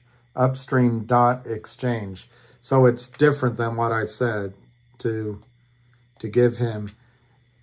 Join a trading community democratized by design. Real-time trades and settlements. Transparent order book enforced by blockchain. Investor-driven market.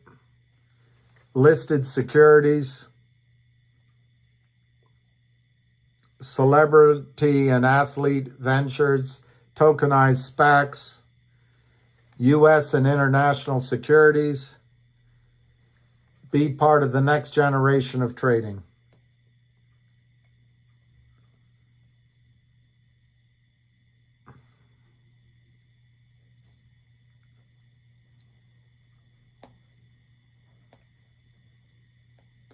Upstream is a merge exchange market. Upstream is a merge exchange market. So you type in merge. I know it's hard to do this, so I'll do it for you. Merge exchange, and it's merge.exchange. You hit go. Just use global market freedom. Merge Exchange is an award-winning global securities exchange for traditional and digital securities. Open an account online or contact us today.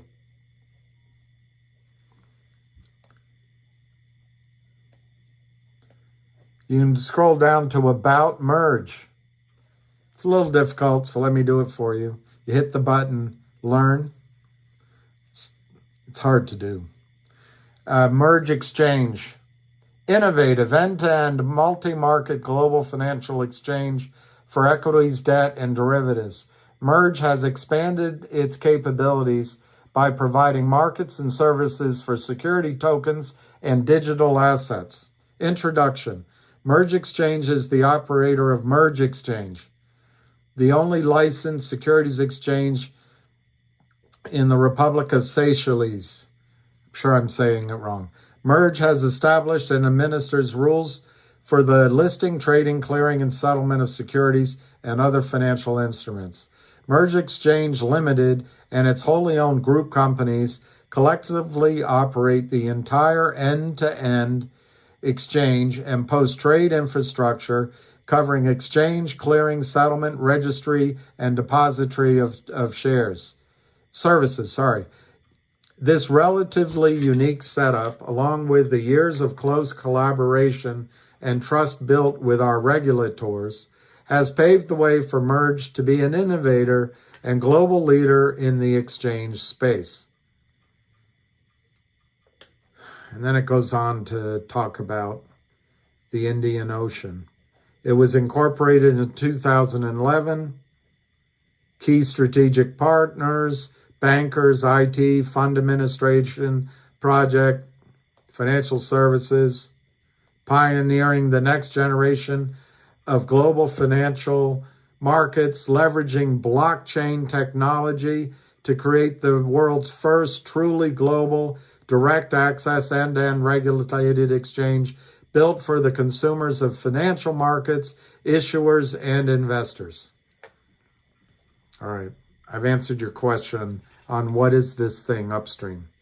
And I've also shown to you that, in fact, you can open the website called Upstream.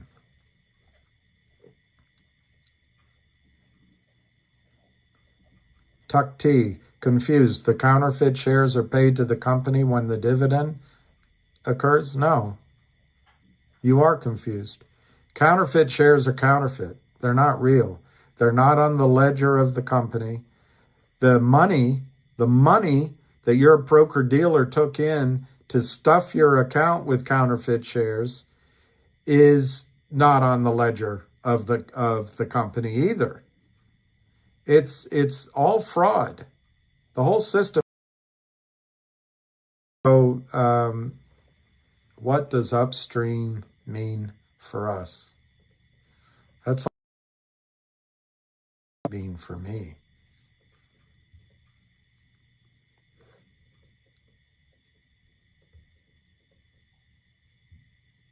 I'll go up to the window area, yo. What this does down here is lets me use my computer, but I can go up to the window area.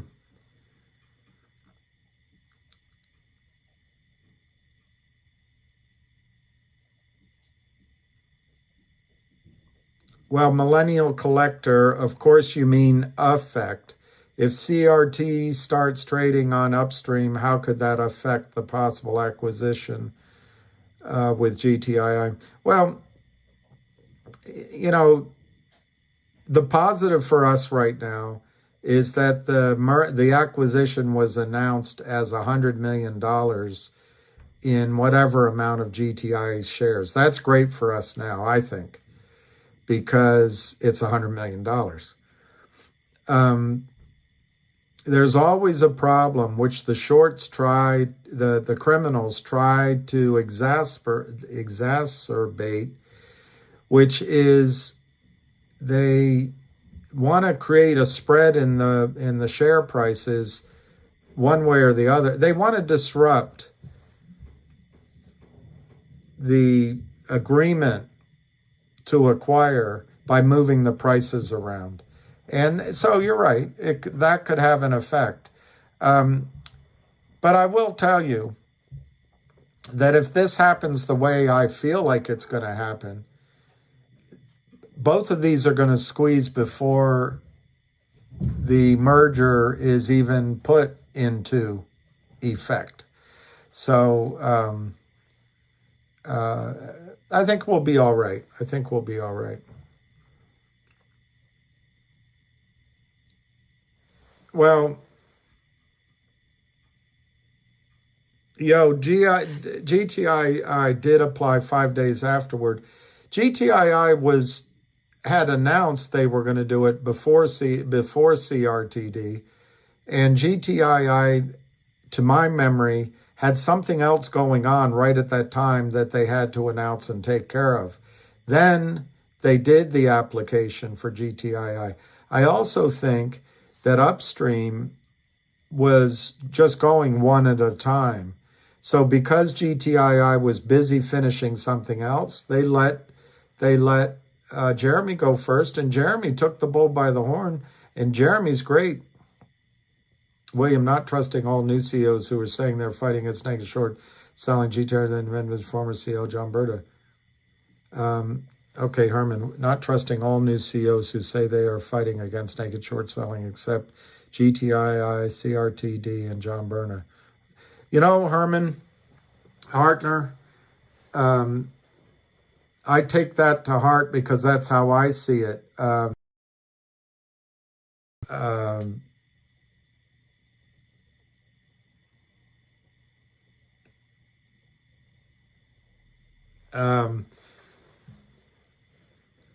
I really worry, Herman, that in the case of MMTLP, I could see $1 trillion lost in the system. In the case of GTII, and I'm not going to go back on my theories that I talked about what already happened. I'm not. But even right now, GTII at 219, Kurt Kramer and the other little minions, could be down $600 million right now. $600 million. I mean, our brains get inured to these big numbers, but 600 million? 600 million? They'll do anything. They'll find a CEO. We'll promise you this and that and that. They'll find they'll find someone to come into our group as a friend and get close to one or two of us. And we're doing everything. We're with you. And it's frightening, Herman.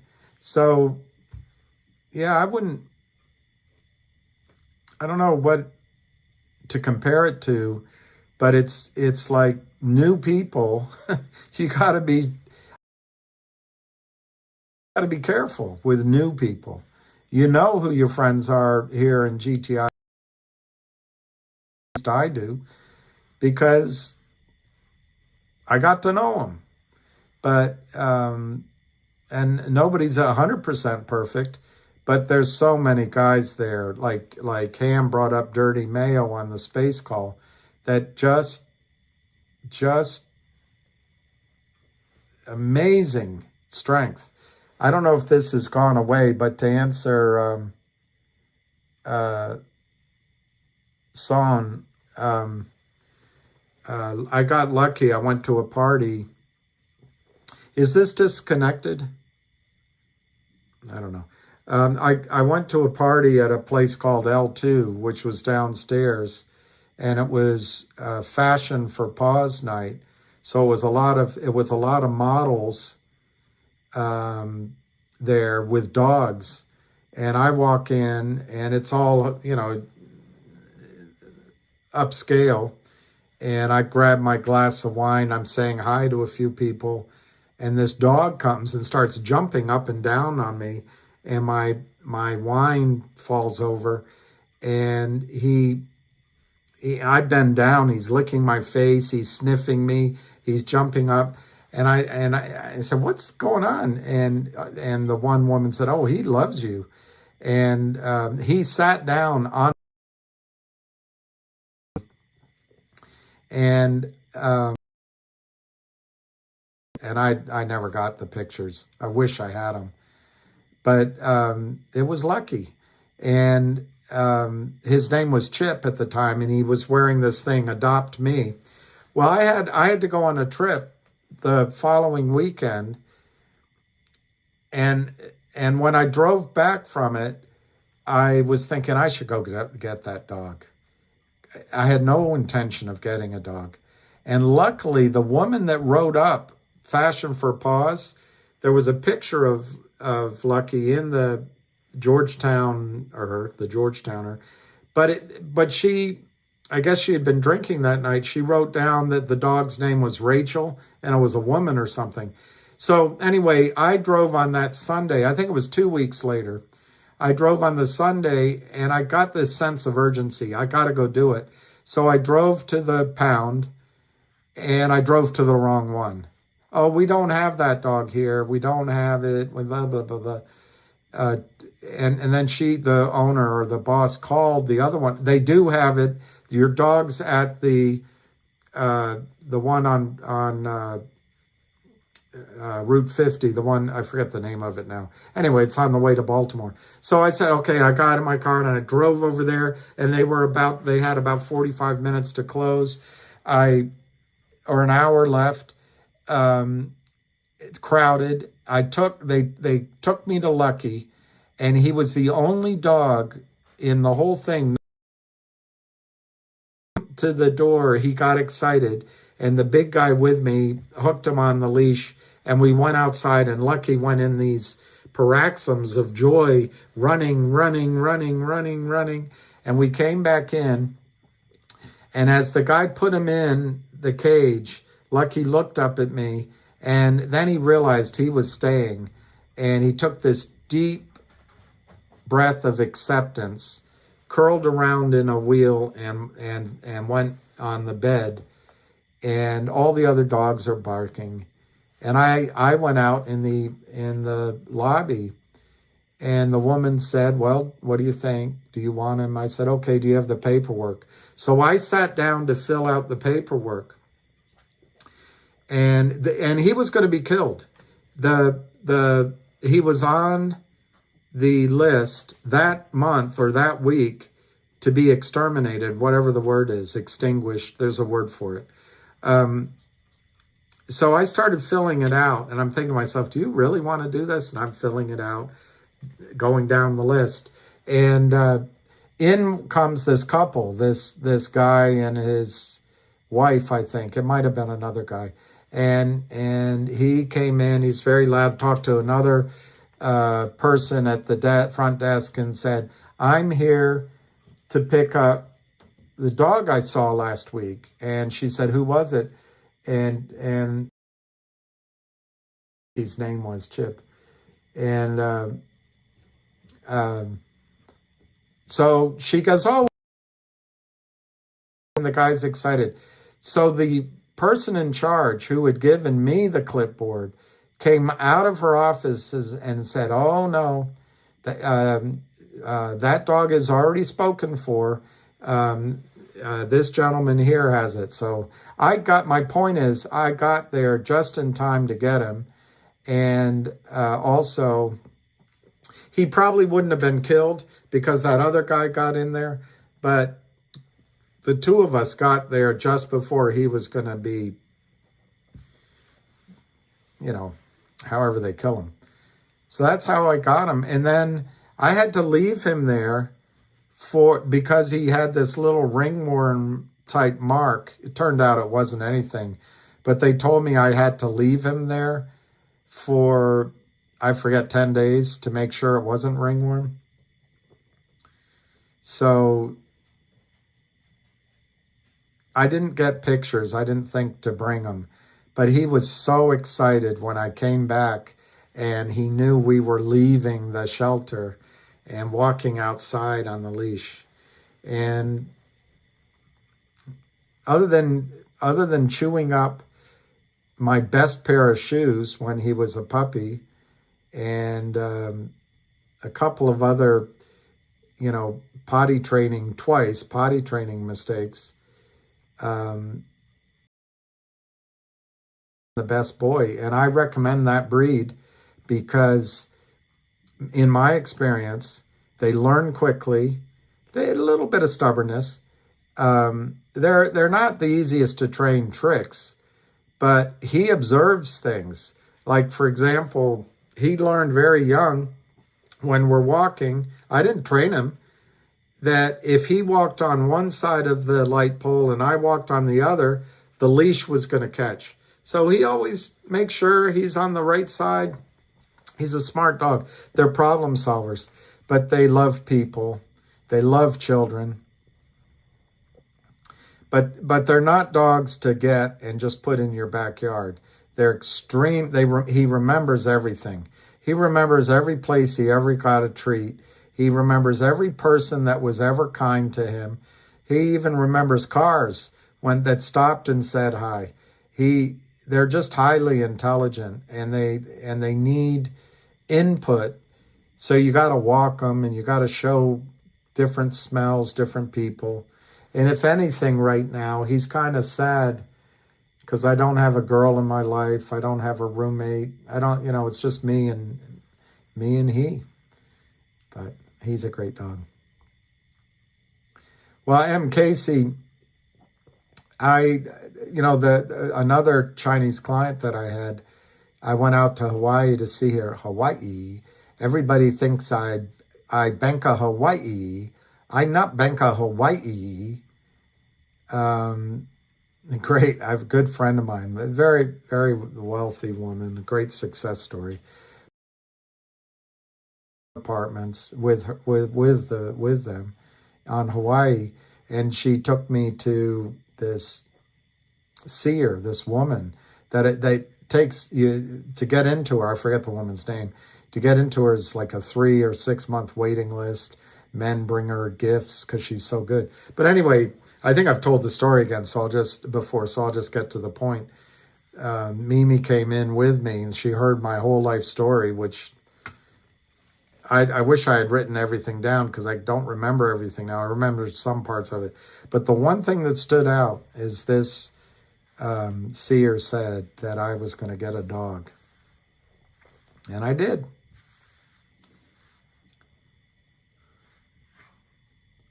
I love the sausage dogs. I love the sausage dogs. Sizzles.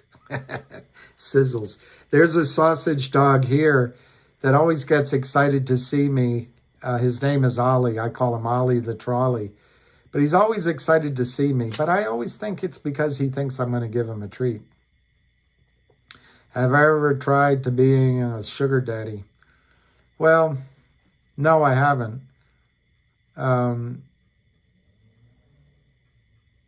That would be tricky for me because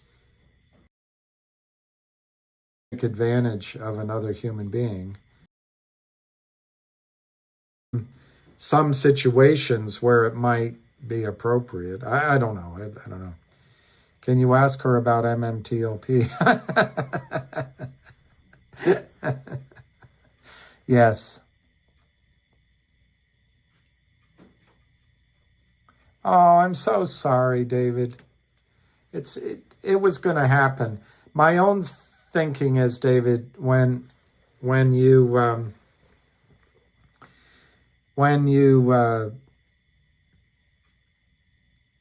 die, he'll be waiting for you in heaven, your dog, and your dog forgives you. What was another week or two going to be alive? I'm petrified of that moment when I have to go. When I have to go. When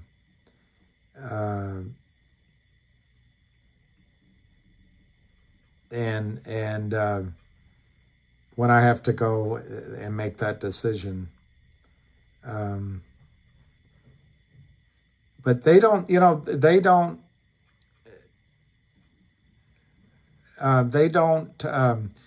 have the same sense of time, thank God, that we do. And trying to find something for you, David. Trying to find something for you, David. And it's not coming up. Let me see where I can find it. I can just go.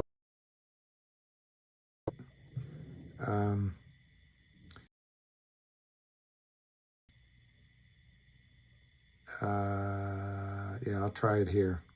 I have to go back several messages. I'll get there. So anyway, let's see. Dogs are better than people. I wonder why we call it the Humane Society. That seems like that seems like a bad. That seems like the worst thing we could do for a dog is put him in the Humane Society. I'm looking down because I'm trying to find something for David, and I will find it and show it to you. But this is to a friend of mine who lost her dog, two dogs. One of her dogs had a heart attack, and the other dog she had to put down. And it's just tough. It's just tough. So let me see.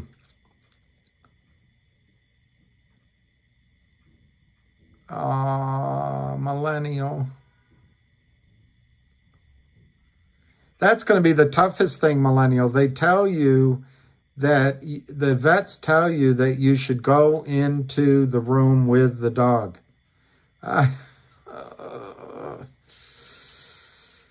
Anyway, let's not think about that right at the moment. There's my dog in a younger day. That's lucky. In a younger day.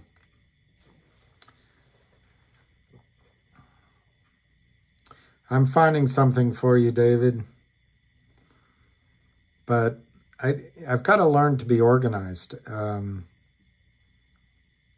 I need a wife. Did I already say that? Is that the most sexist thing to say? Probably. I need a secretary. I need a brain.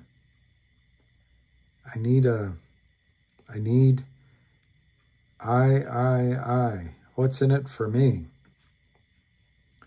All right, I've got to get here, David. Lordy. It's the one place I know I can find what I'm looking for, and I'm not finding it.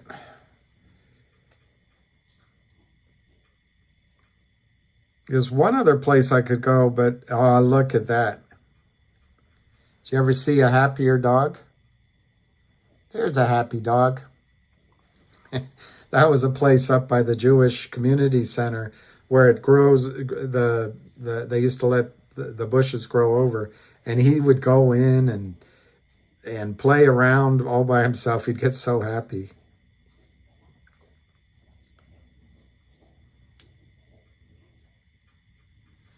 This is his. here to take a picture pose.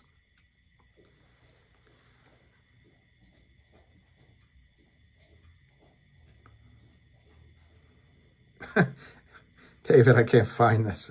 So frustrated. This was her dog. Her dog that she had to put down. Lola. L-L-O-L-A, Lola. Lola was a good dog. For most of her life, she had a big brother named Beef, who was one of those 200-pound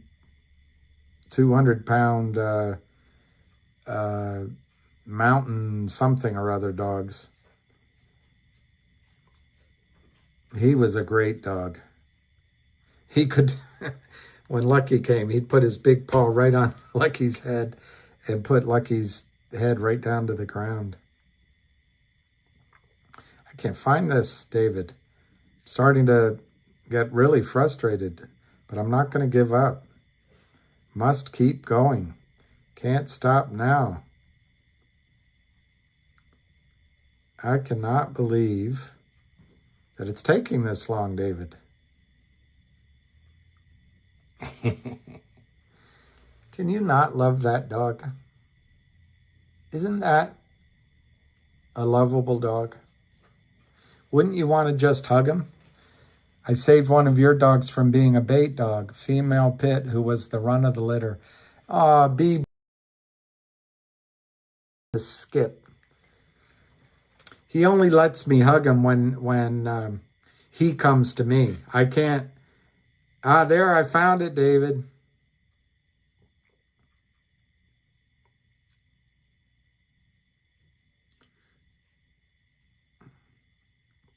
I'm going to show you three things, David. I take a picture of it. This is for David. You think dogs will not be in heaven? I tell you, they will be there long before us. Robert Louis Stevenson. Okay, that's one, David. And then I'm going to take a picture of this. If there are no dogs in heaven, then when I die, I want to go where they went. Will Rogers. And this is the one I wanted you to see. This is for you, David. So when you were a little boy and you had to make that decision, I want you to realize that's what's going to happen when you die. That's the entrance to heaven. When you get there, your little puppy dog's going to be looking down on you and happy to see you. That's the one I wanted to show you, David. Have I considered a part-time job to help in meeting a woman? Anthony, that is a good idea. I fell for somebody who took a different tact, and she went on, anyway, it's her business, but I find that I'm not a candidate for the online experiences. So that's actually a really good idea. And I would add to it, Anthony, that maybe if it's in a space that's of interest to me, I'll meet somebody of a common interest. That's a really good point.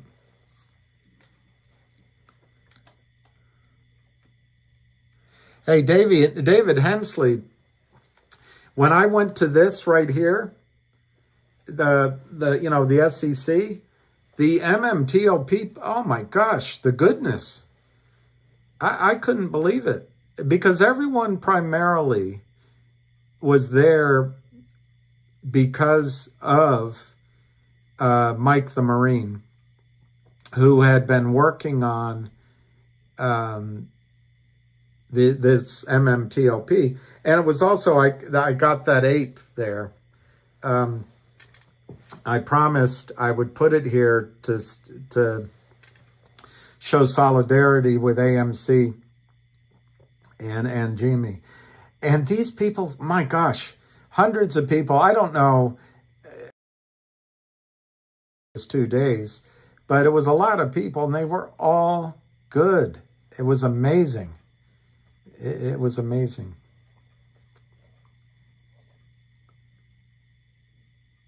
That's a good Tom McCartney. What the hell am I doing this late in the day?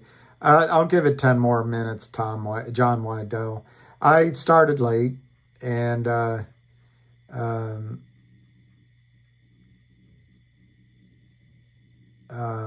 I agree with Wizard Greyballs. Now I agree with you. I'm probably going on too long, but The Rainbow Bridge is a poem to read when you... All right, I'm writing that down. The Rainbow Ridge. Hi, Star SS. The Rainbow Ridge.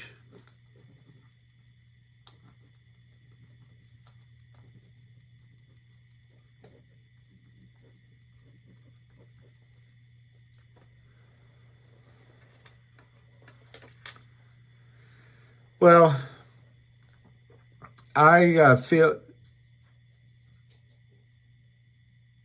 I mean, I call it the way I see it, Stream Benji, on AMC and GME. I think that the hedge funds got control of that situation. So I think it's going to be really hard to squeeze. On the other hand, I'm not all the way through, but enough to see if there's a video or a blurb on Twitter or whatever about it, to see if the tide turns. Because what happened before is they lost control, and they can lose control again. Yeah, Star SS, there is a 20 million buy order for GTII. Yeah, dogs don't live long enough, but maybe that's so we can get more than one.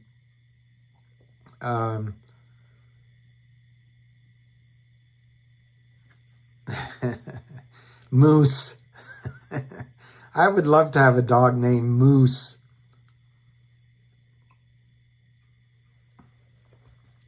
There was a big dog that Lucky used to see on the sidewalk. He's one of those big Bernese mountain dogs. It's bigger. There's a bigger dog, and his name was Moose. And Lucky was always glad to see him.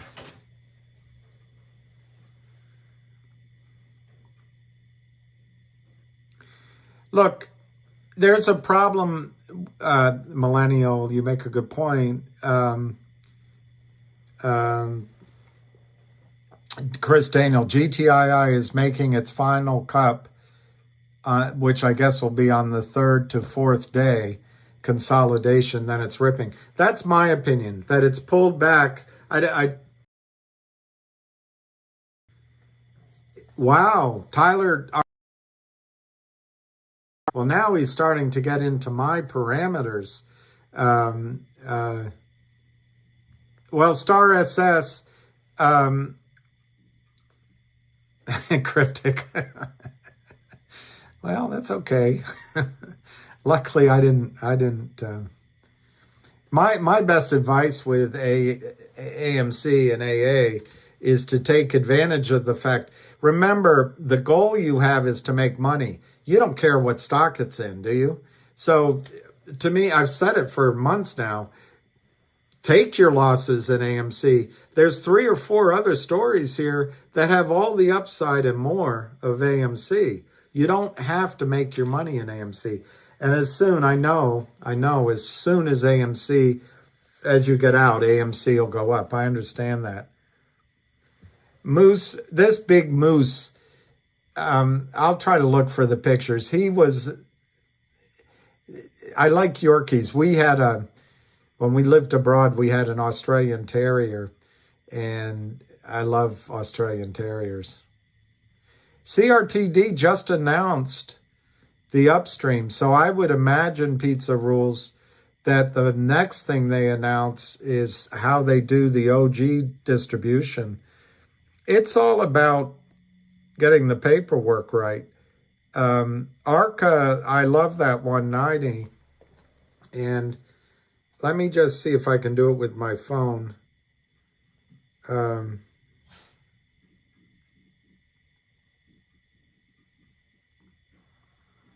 Moose.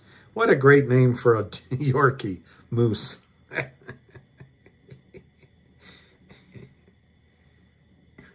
There was a dog across the street from where I used to live named Molly, and I think she was a greyhound. She was a big dog. She's beautiful. But she'd bark at everybody. She was so loud. And the owner would just put her out in the little postage stamp front yard. And she'd bark so much. So I walked across the street and said hi to her. And she jumped up. She stopped barking. I was petting her and she was licking me. And for the rest of the time that she was there, for about 2 years, everybody else she'd bark at. She wouldn't bark at me. And as soon as I'd open the door, she'd get all excited if I'd walk over. Her owner got jealous, so they moved her. That's my thinking. But dogs are the best. Dogs are the best. Here's the chart on GTII. And to me, oh, I know what I can do. I can take a picture of it.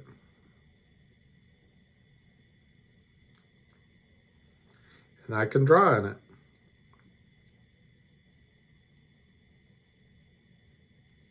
Well, that wasn't very good.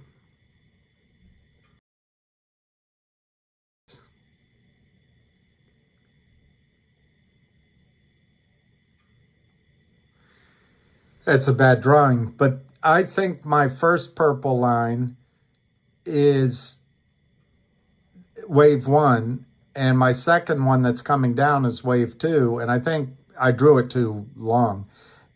I agree with you that hand, whatever you called it, same way of saying it. I don't think it's going to take long. And then I think this move to the upside is going to be much longer than this one. So maybe it goes to 19, and then that's the breakout. 10 times 19 is 190.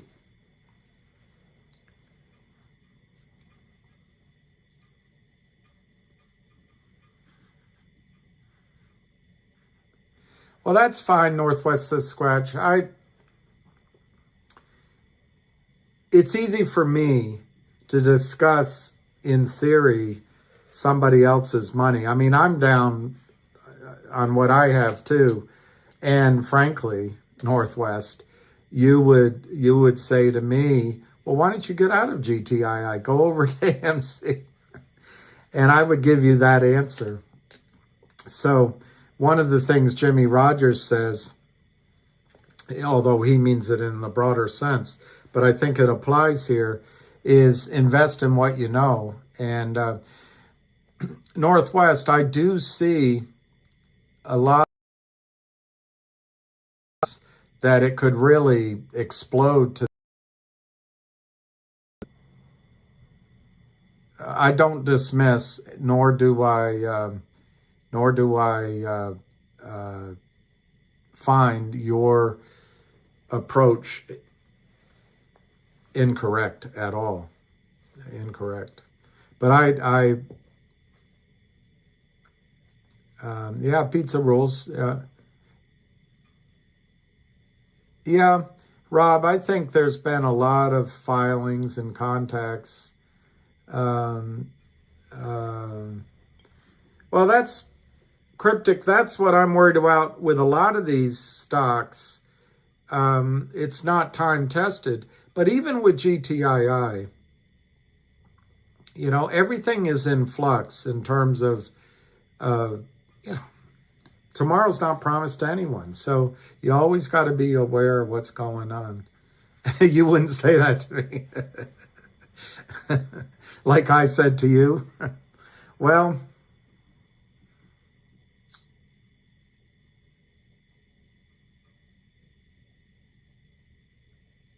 I emphasized it at the end of the year for tax loss reasons. I guess I would say right now, from what I've read, been reading, I wouldn't make the switch right now, because you don't get the tax benefit till next year. And I'm looking around as I'm trying to remember which video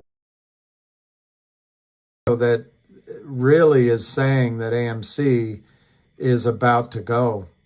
And I just don't have, for me, the weakness in AMC is there's so many big boys in it. With GTII, you have one naked short. You've got a bulldog in ham, and we know everything about it. So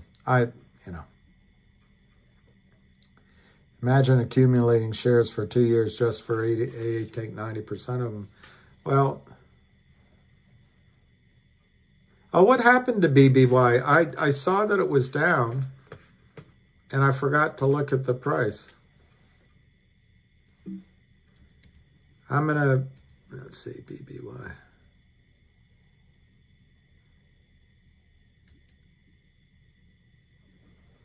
Oh, that's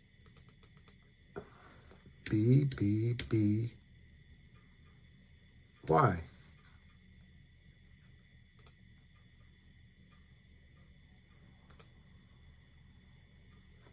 Yeah, 308. So it's down almost $3. 222 million shares. Yeah, Ken, I think MMTLP, if it trades, will squeeze. I don't think it'll squeeze like GTII, because there probably, we don't know, but there probably will not be opening positions. In GTII, and this is something that Ham trained me on, but there'll be a lot of desks that just, these guys, hey, it's up, short it, just short it. And then as it goes up, they'll cover. There'll be day traders buying in GTII. So there's no wash tax benefits. All right, well, that's, then and you also own, I think, some GTII. So, I don't recommend being just in one thing either. I don't know. It's you pay your ticket, take your chances, I guess. The halts won't let GME and AMC run. They're contrarian to Wall Street. But anyway, I think MMTL squeeze if they let it trade.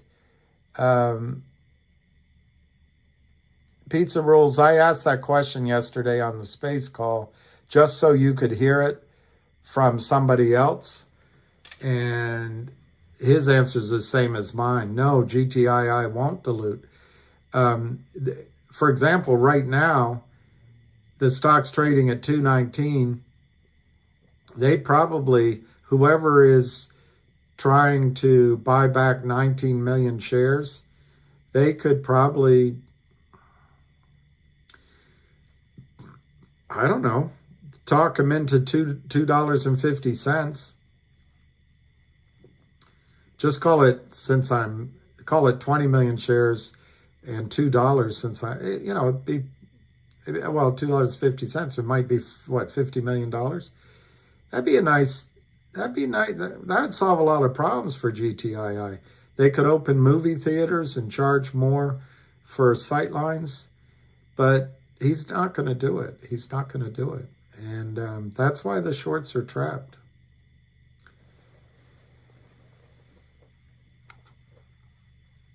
Man, I like that 1K.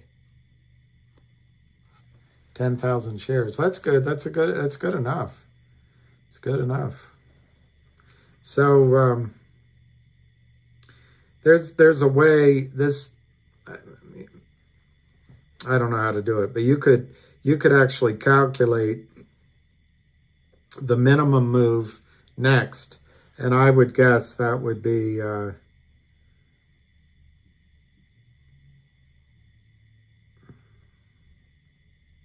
I don't know, at least to $5 or $6.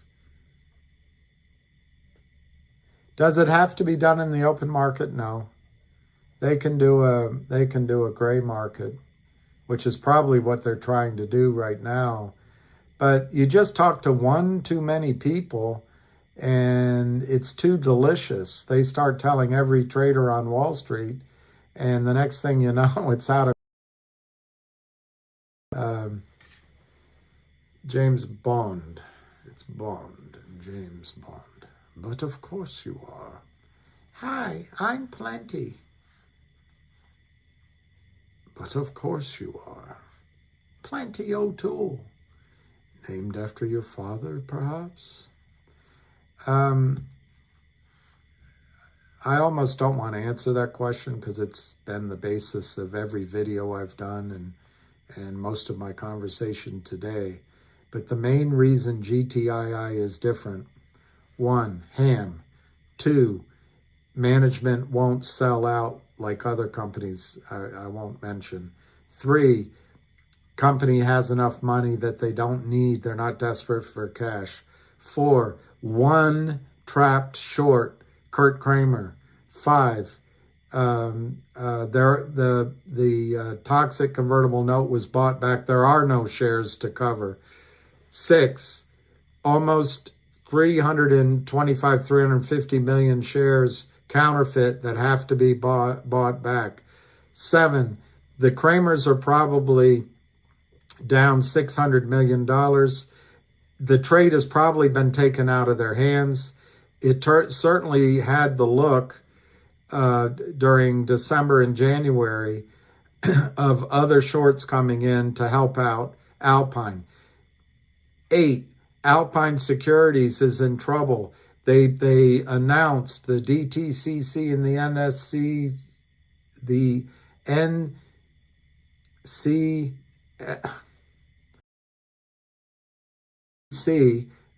all put out that Alpine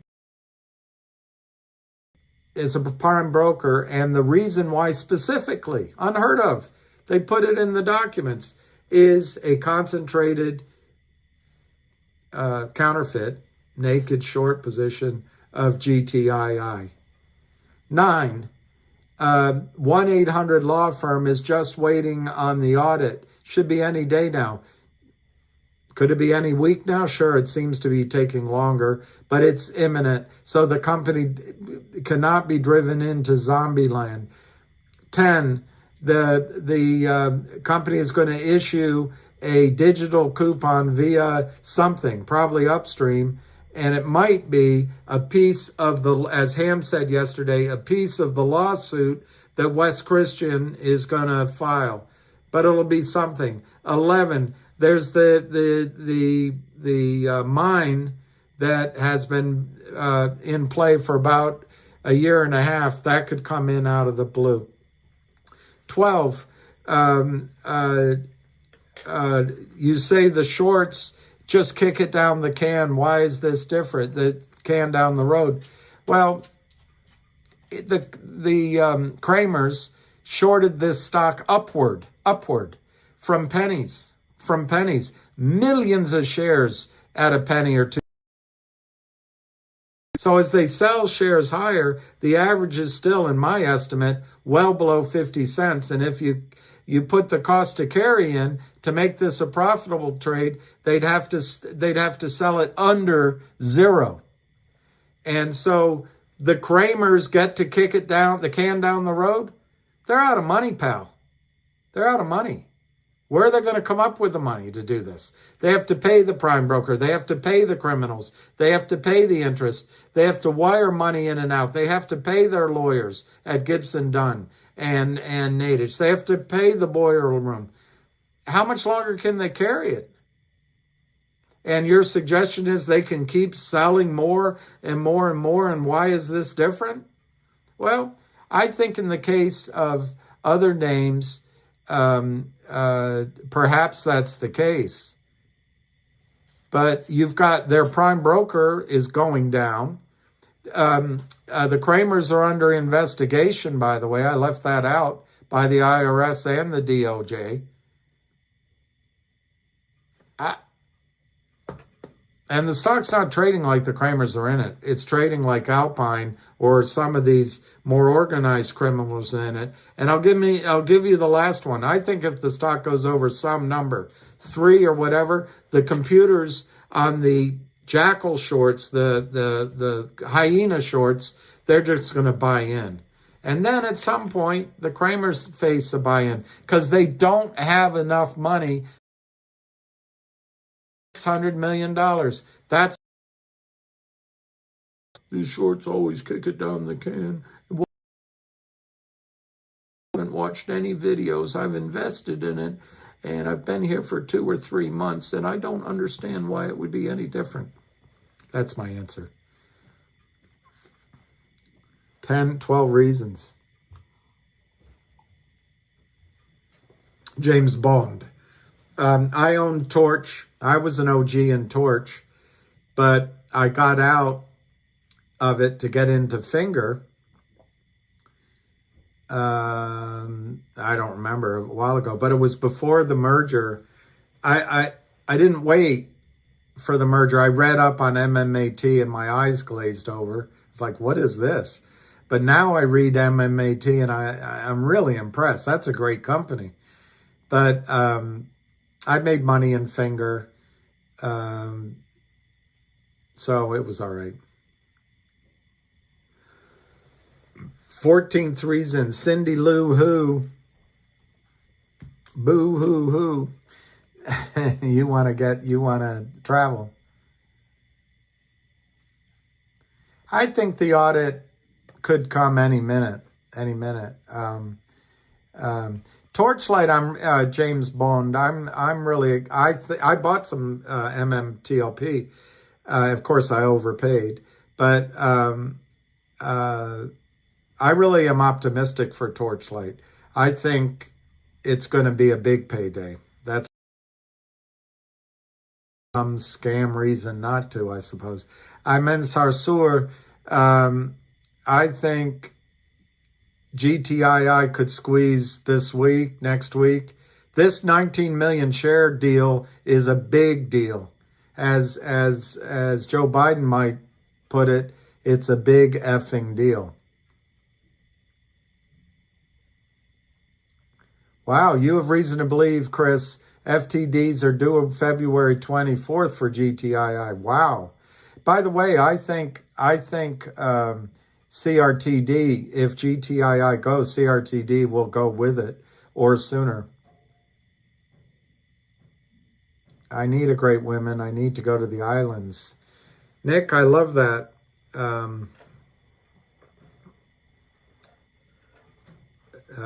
I want to go to Barbuda. Shiny eyes. Oh, shiny eyes. That's King Obstinate Man. Yeah, I'd love that. And more than anything, it'd be nice to have a good partner in life. Will they halt GTI like MMTLP? Again, MKC, I think, well, Cindy, he might have contacts that know. And I'll tell you, on the space call, there was this guy, was his name Pedro? Wow. Good.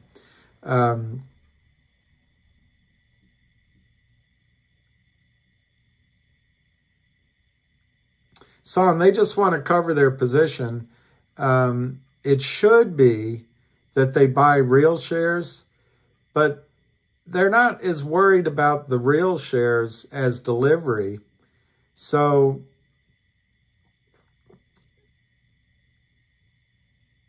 they want to close the positions. And I don't know how Wall Street determines when they're closing positions, whether they closed them with real shares or not.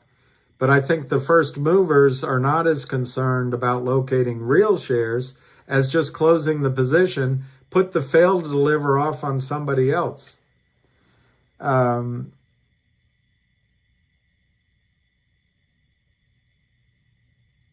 Now, look now, November 30, when GTII went to $2, then count 35 business. That's a good point. Yes, the Kramers did DBMM, and Pedro. The reason they don't buy it on the market, they don't want to spook it. They don't want to launch the rocket. But they're going to call one too many people, or one too many people is going to tell their friend, and it's going to happen anyway. That's why it's really big news. That makes a lot of sense, Chris. Will GTI and CRTD be proportional to each other? I think both in a squeeze will go over 1,000.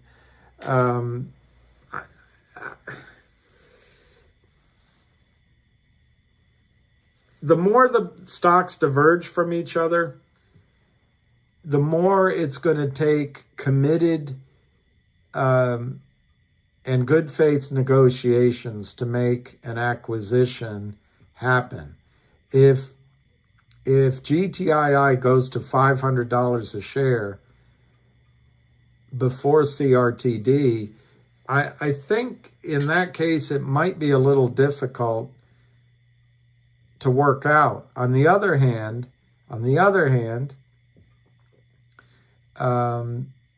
Jeremy is going to be the CEO of the combined company. So, it'll work out for everybody. I think it's just too many variables to project. But they don't have a specific ratio announced. They don't have a specific share for share announced. And I think that's the strength in how they announced it, because there's enough elasticity that it's $100 million worth of GTII stock. Normally, the shorts would try to bust the trade, the merger, the acquisition, by before it happened, and they just, by definition, can't happen. It can't happen here. I don't think Nextbridge Holdings, they might be ticked off. The management might be, if they own MMTLP, which they probably do. But I don't know that it has they didn't do anything wrong. Nextbridge and MMAT have performed exactly the way they're supposed to. They're going to get money from the Roth capital raise.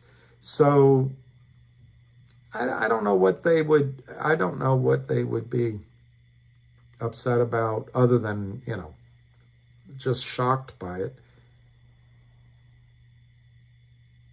Is it Alpine or the other BDs that are still shorting it?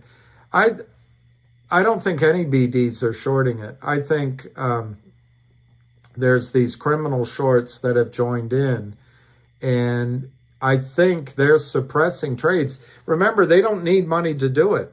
They just need cooperative market makers, and during the day they can sell 1 million shares in the morning and then cross trades. And the first criminal gets 15 cents a share. Tomorrow they'll do it for the next criminal, and eventually they'll stuff the trades and cost the prime broker money, and cost the system money, and cost the taxpayer money while they're thieving. Would that be a buy then? NB can't account for their shareholders. No, they can. And Nextbridge has their shareholders. They have it. The problem is with the system. The people that transferred their shares out of the system to ACT, transfer agent, whatever it was called, those people got their 1-for-1. They got it. It's done. So Nextbridge is off and running.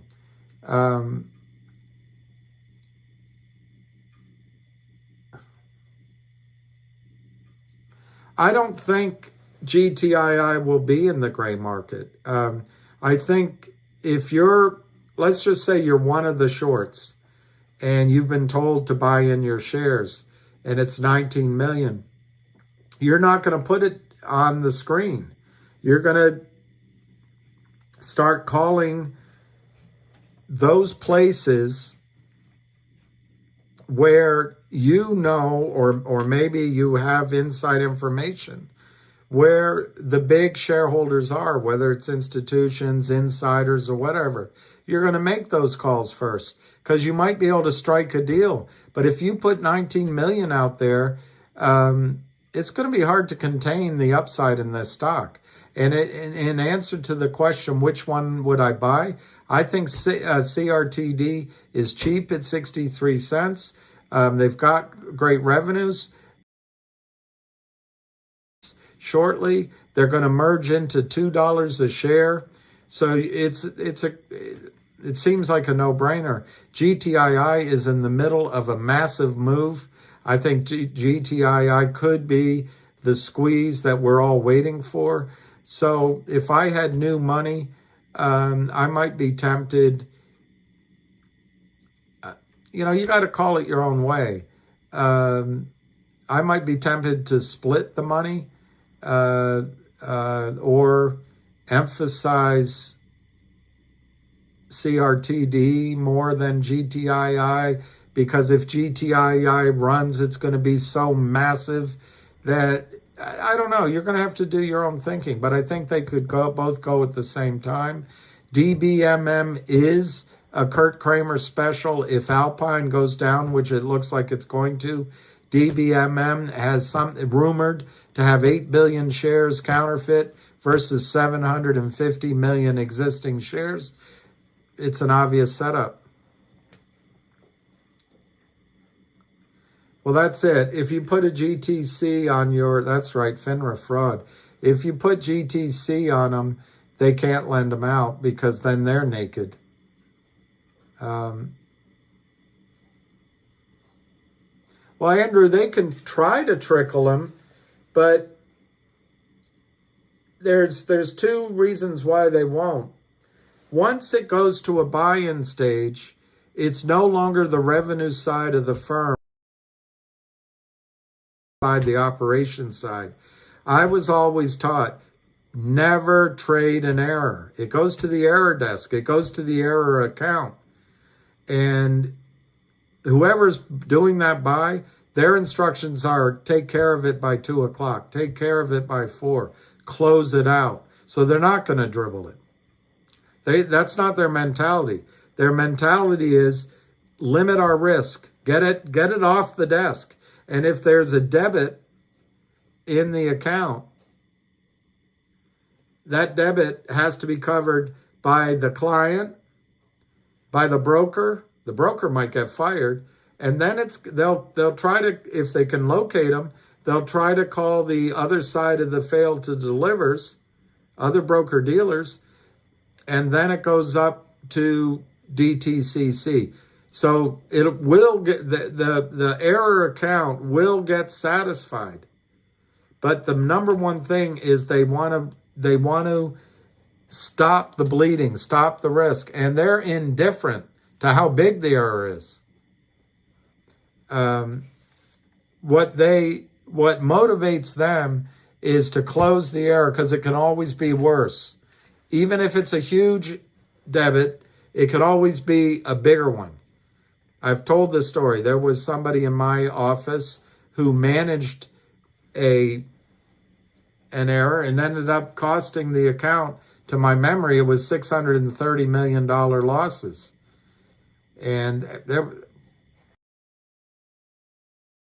I think the ultimate debit was maybe less than that, but it was still in the tens, maybe 60 or 100 million or 160 million. I can't quite remember, but it was a big, big number.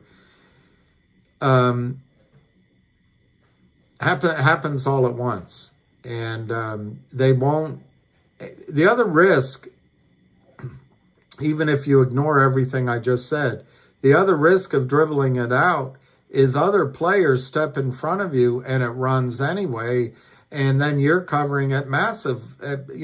Instead of covering now at $100, $200, $500 a share, it could go to $5,000, $10,000, $15,000 a share, and you're racing against it.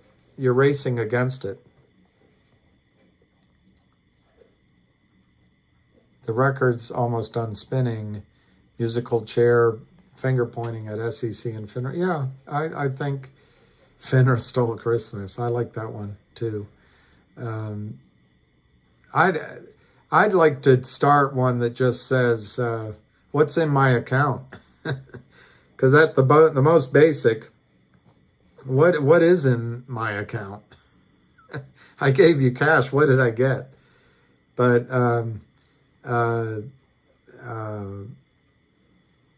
I'll go 3 more minutes. Let me just see. Do you think it will run? Rara, hi Rara. Yeah, see, that's the problem. If you can't take a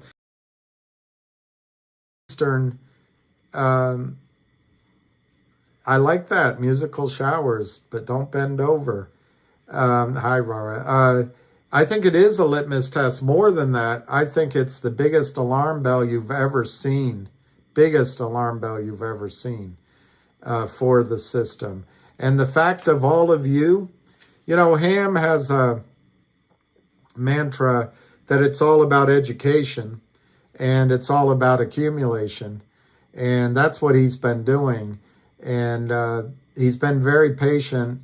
He was very patient with me and then very patient with each and every person. He always says he's a hard ass, but I actually think he's just a softie with a lot of people. Because I think there's some people that I'm worried about. But anyway, that's a different thing. Are you all right, Lucky? Are you all right? He just ate his dinner. Really? Anyway, Rara. Anyway, it's about education. And I think that this community and the MMTLP community, and the fact MMTLP is 65,000 shareholders, and they telecom don't hide this anymore. More people, you people, Mimi used to say that, you people listen, you people, not ABC people, she'd say. Anyway, you people know it better than Wall Street knows it. So I think it's huge, MMTLP. Rara, you asked me. I got to go look. I forgot. But I wanted to answer what you said, asked Rara. Oh, do I think GTII will run? I think no one has a crystal ball. No one knows for sure. But this order of 19 million shares, I think GTII could run before 10 o'clock tomorrow morning. You could wake up tomorrow. Make sure your GTC orders are in. But realistically, I was being a bit facetious. Realistically, I don't know how much time this buyer has been given to do his or her job. If it's 24 hours, 48 hours, a few days, I don't know. But 2 things are working in your favor, Rora. Whatever amount of time they have to buy it back in is running out by definition. And 2, as they make more phone calls, somebody is going to say, oh, wait a minute. And he's going to dial the phone. Hey, Jimmy, Jimmy, listen to me, Jimmy. A.G. Edwards is buying 20 million shares, and they're in trouble. I'm making up the name because I can't think of any other name of brokerage firms. Really? Let me look at it. Jimmy picks up the phone.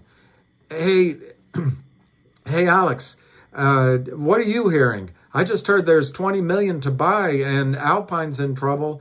And these, you remember those scumbags that you hated so much, the Kramers? I understand they're in trouble as well. I don't know, Jimmy. Let me get back to you.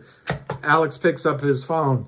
Hey, Frankie, do you got a minute? Frankie, you remember those guys we talked about a long time ago? Was it Kurt Kramer? Yeah, that's it, Kurt Kramer. I hear they're in trouble with 20 million shares GTII. What do you hear? What are you hearing? Well, I'm hearing that it's a buy. They're buying. It's got to be bought now. Well, let me get back to you. Let me get back to you, Alex. Frankie picks up the phone. Hey, Kai, what do you, I've heard down the chain. What are you hearing? I don't have time. Click. But then Kai calls his trader. What's going on? What are you seeing? Well, let me make a call. I know somebody at AG Edwards. Let me check. Boom. And he calls back Kai. Kai runs one of the biggest, let's say one of the biggest long funds, trading desks for one of the long funds. Really? Go buy for me. Buy me 10 million shares up to $3. Buy everything you can. And then you're off to the races. Those are the two things working for you, Aurora. One is there's a time limit on the order for 19 million unless, and I'm not able to talk about what happened before, unless somebody comes and takes the pressure off of GTII and we all go buy,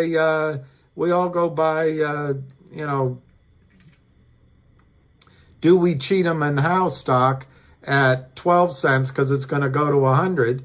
Unless we take the pressure off and the margin call goes away, at these prices, somebody's in trouble for 20 million shares, not almost, and they have a deadline. So that's one thing working for you, Aurora.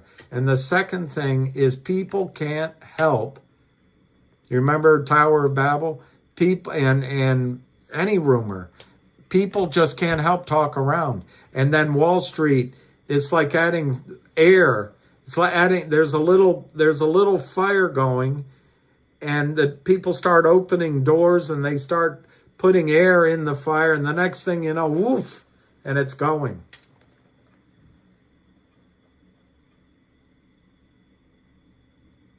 Oh, there you go. Kevin Spacey, I forgot his name. In The Big Short, he said by 11 a.m. everyone will know. That's it. GTI, I think will get approval. I didn't know Lionel.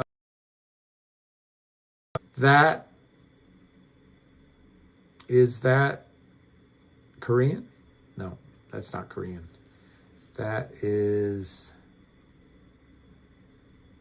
Farsi? No, it's not Farsi. Tibet?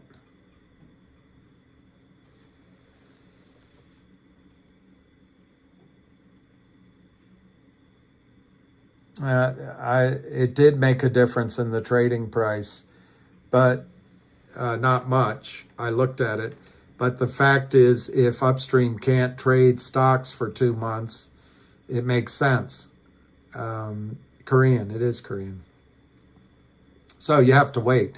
And sometimes effects take a while to happen because the real thing is you're trying to catch out the brokerage firms. So the trading, it's not going to be instantaneous. Don't expect instant. Anyway, I'm not going to explain it anymore because you have to deliver real shares to get the dividend. The dividend can start trading before the real shares are effectuated. And it's what you're looking for is the brokerage firms have to go buy in shares to get the real shares. That's what you're looking for. The actual getting up instantaneous. Most people don't even know what Upstream is. To get the immediate effect, but it will come. It's coming, and I think, in my opinion, the other thing is they said they don't trade right away, and I don't understand the mechanics of that. Obviously, they're trading something on Upstream, but I don't understand that interrelation between it's going to take 1 to 2 weeks for U.S. stocks to trade on Upstream. I haven't fleshed that out, so I don't think. I need to change my shorts. I'm not short any stocks, and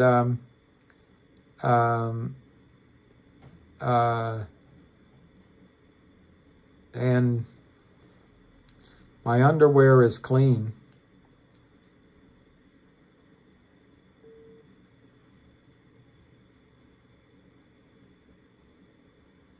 All right, so it's 6:07. Oh, I jumped. Why don't you jump?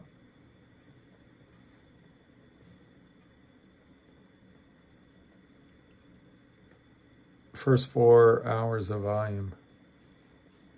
560 today on Mara. How is this? Yeah, let me look into that. It's becoming a cacophony, even though I don't cacophony. If a squeeze starts, what's the volume once it starts? Whew. Ooh. I mean, it's hard to define. You'll only know in after it starts that it actually did, and when, depending on how particular you are on when. But when it breaks out, I think it goes to goes to 500 in just in a heartbeat. And before a clot shot can take effect, it'll go to 500. But the volume, it's an interesting question. I would say no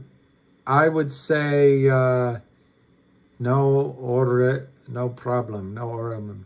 I would say the volume will be massive. Let's see, BBB&Y did 223 million. It'll be more than that.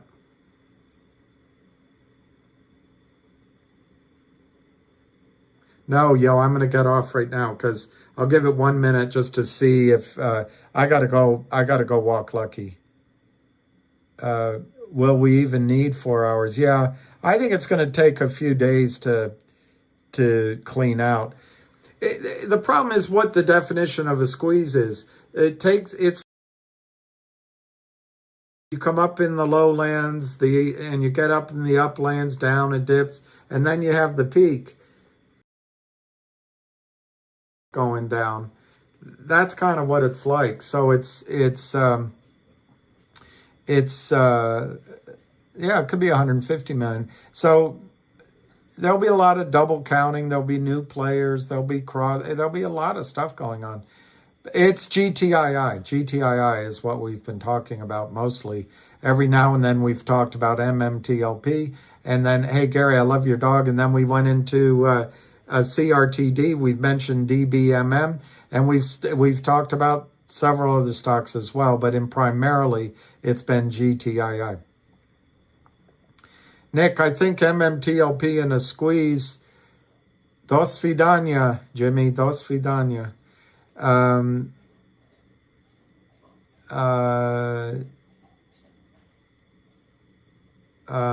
a spokojnej nocy, right? I gotta go do it. Nick, how high can it go? It depends on what rules they give. If they say there's no opening transactions, I think it's going to affect the magnitude of the squeeze. However, there's still going to have to be buying. But it's the people that come in during a squeeze to buy and ride it up and getting out that magnify that squeeze. If the criminals know that there's none of that day trading, you might settle for lower prices than otherwise would happen. On the other hand, there's going to be initially, I think it would affect the duration of the squeeze and make it shorter than it otherwise would be, because there are going to be brokerage houses that just want to get out in the beginning. So I don't think, my own opinion is the rules FINRA, the constraints FINRA put on may limit the upside on the MMTLP squeeze. However, I think there will be price discovery. because there'll be no more naked shorting. There can't be any more open counterfeit shares sold either.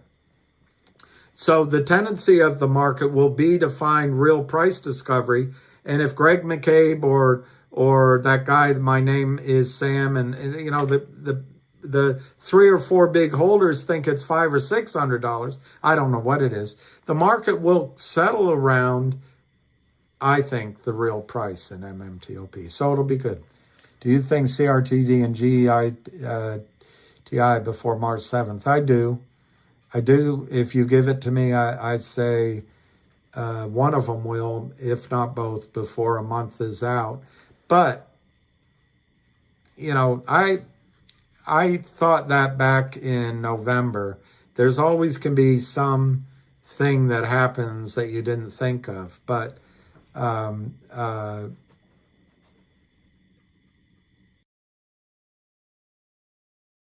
if I said it was GTIL, it's just the GTLL that Kurt Kramer destroyed and out of Florida. And I think he did it on purpose because you could always argue to the regulators, oh, we just used the wrong symbol. They did destroy it. So if I did mention GTLL, there is one. I do not recommend buying GTLL.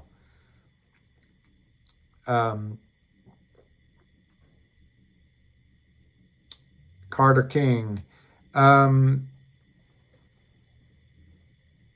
a squeeze of GTII, I think you're just going to see massive numbers. I think it could go to 5,000 in a squeeze, but don't play it for that. The importance to me of the spike, how high is the spike going to go, is where you put your GTC orders so that you try to aim for, you know, a 60% or a 70%, maybe an 80% grade on your paper. You don't go for 100%. That way the squeeze, the spike can go through and hit all your orders like Mrs. Pac-Man getting all of the little going to have time to enter orders, I don't think. Going to have time to enter the orders. And your emotions are going to be racing. And you got to remember the number, you know, bazillion dollars, they're going to disappear after the volume's gone and after the trading just calms down. This is like, you know, I don't know. It's like I don't know what to compare it to, but that's polite. I compare it to something that's not. But it's going to happen, and then it's going to be over. I think 1,000. I actually think in a reasonable way to play it. You know, try to take your first money off in some way that is comfortable, because otherwise you turn it into a losing trade. Otherwise, you might go through what we've all experienced because of what happened at the end of November. And that's just the markets. That can happen. That can happen. So once you get your original money off the table, I think the stock easily goes to 1,000 or 1,500 or 2,500, 3,000. I think those numbers are pretty, you know, to get to 1,000, I would give it more than a 50%, maybe even 80%. And to get to 1,500, to get to 2,000, I would say it's 55%, you know. Hey, Samo, thank you. What's NFA? Thank you for your NFA. NFA. Who is watching Joey tonight? I know I saw that Upstream. So Raul, it'll be really interesting because in the announcement,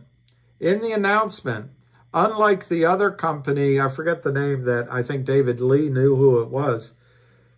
in this announcement, Frommer says by uplisting, he's going to force, I'm paraphrasing, force a reconciliation of our outstanding physical shares right there. It's going to be really exciting. Oh, not financial advice. Yeah. NVGA. My slogan is going to be NVGA. Not very good advice. Yeah. Wouldn't it be something? Wouldn't that be something? He who farts in church sits in his own pew.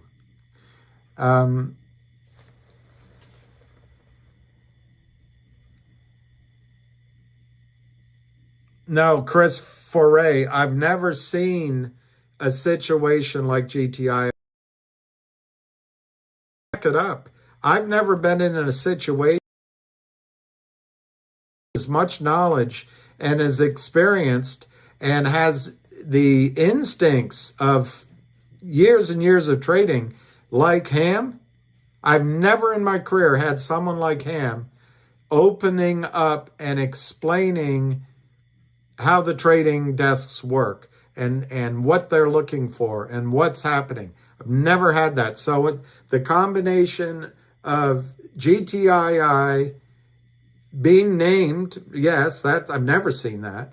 Having Ham working with it, having management fighting, and then also having this a short full of hubris and pride and idiocy. He should have just covered. He just made the problem worse. But he's selling on the way up rather from up down, as Ham explained on 2 or 3 calls. So I haven't seen a setup like GTII. I haven't seen a setup like CRTD either, where you've got so much imbalance between the false shares and the real ones, and you've got a guy that's actually has run a prime broker. I think that's a fine setup. I haven't seen a setup like some of these others, DBMM and the others. But you've asked me about GTII, and that's what I think. I don't know I don't know, Scott, other than it's a rumor that, and I trust who I've heard it from, that there's an order to buy 19 million shares of GTII.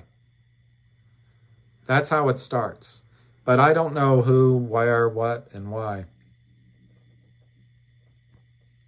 All right, guys, I'm about to... what did I say, Kat, that was hilarious? I don't know what I said that was hilarious. But I hope it'd be fun to see. It'd be fun to see tonight. A bunch of cheers. Let's go, Brandon. Let's go. Let's go, Brandon. Let's go. Wouldn't that be fun? Anyway, I think it'd also be fun to see Mike McCarthy tear up the speech right in behind. I'm a bad guy. All right, I'm going to go walk.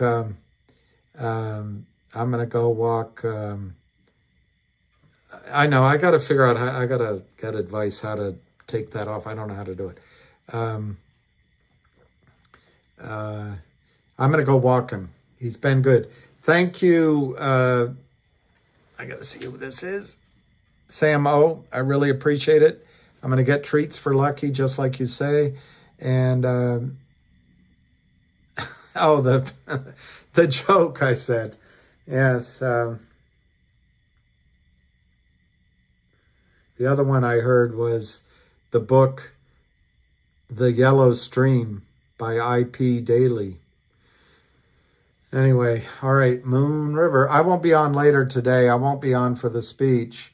Let's go, Brandon. And I'm going to go walk my dog. I'm not going to be on later tonight. I'm going to go. So all my best to everyone. Ciao. Peace, love, and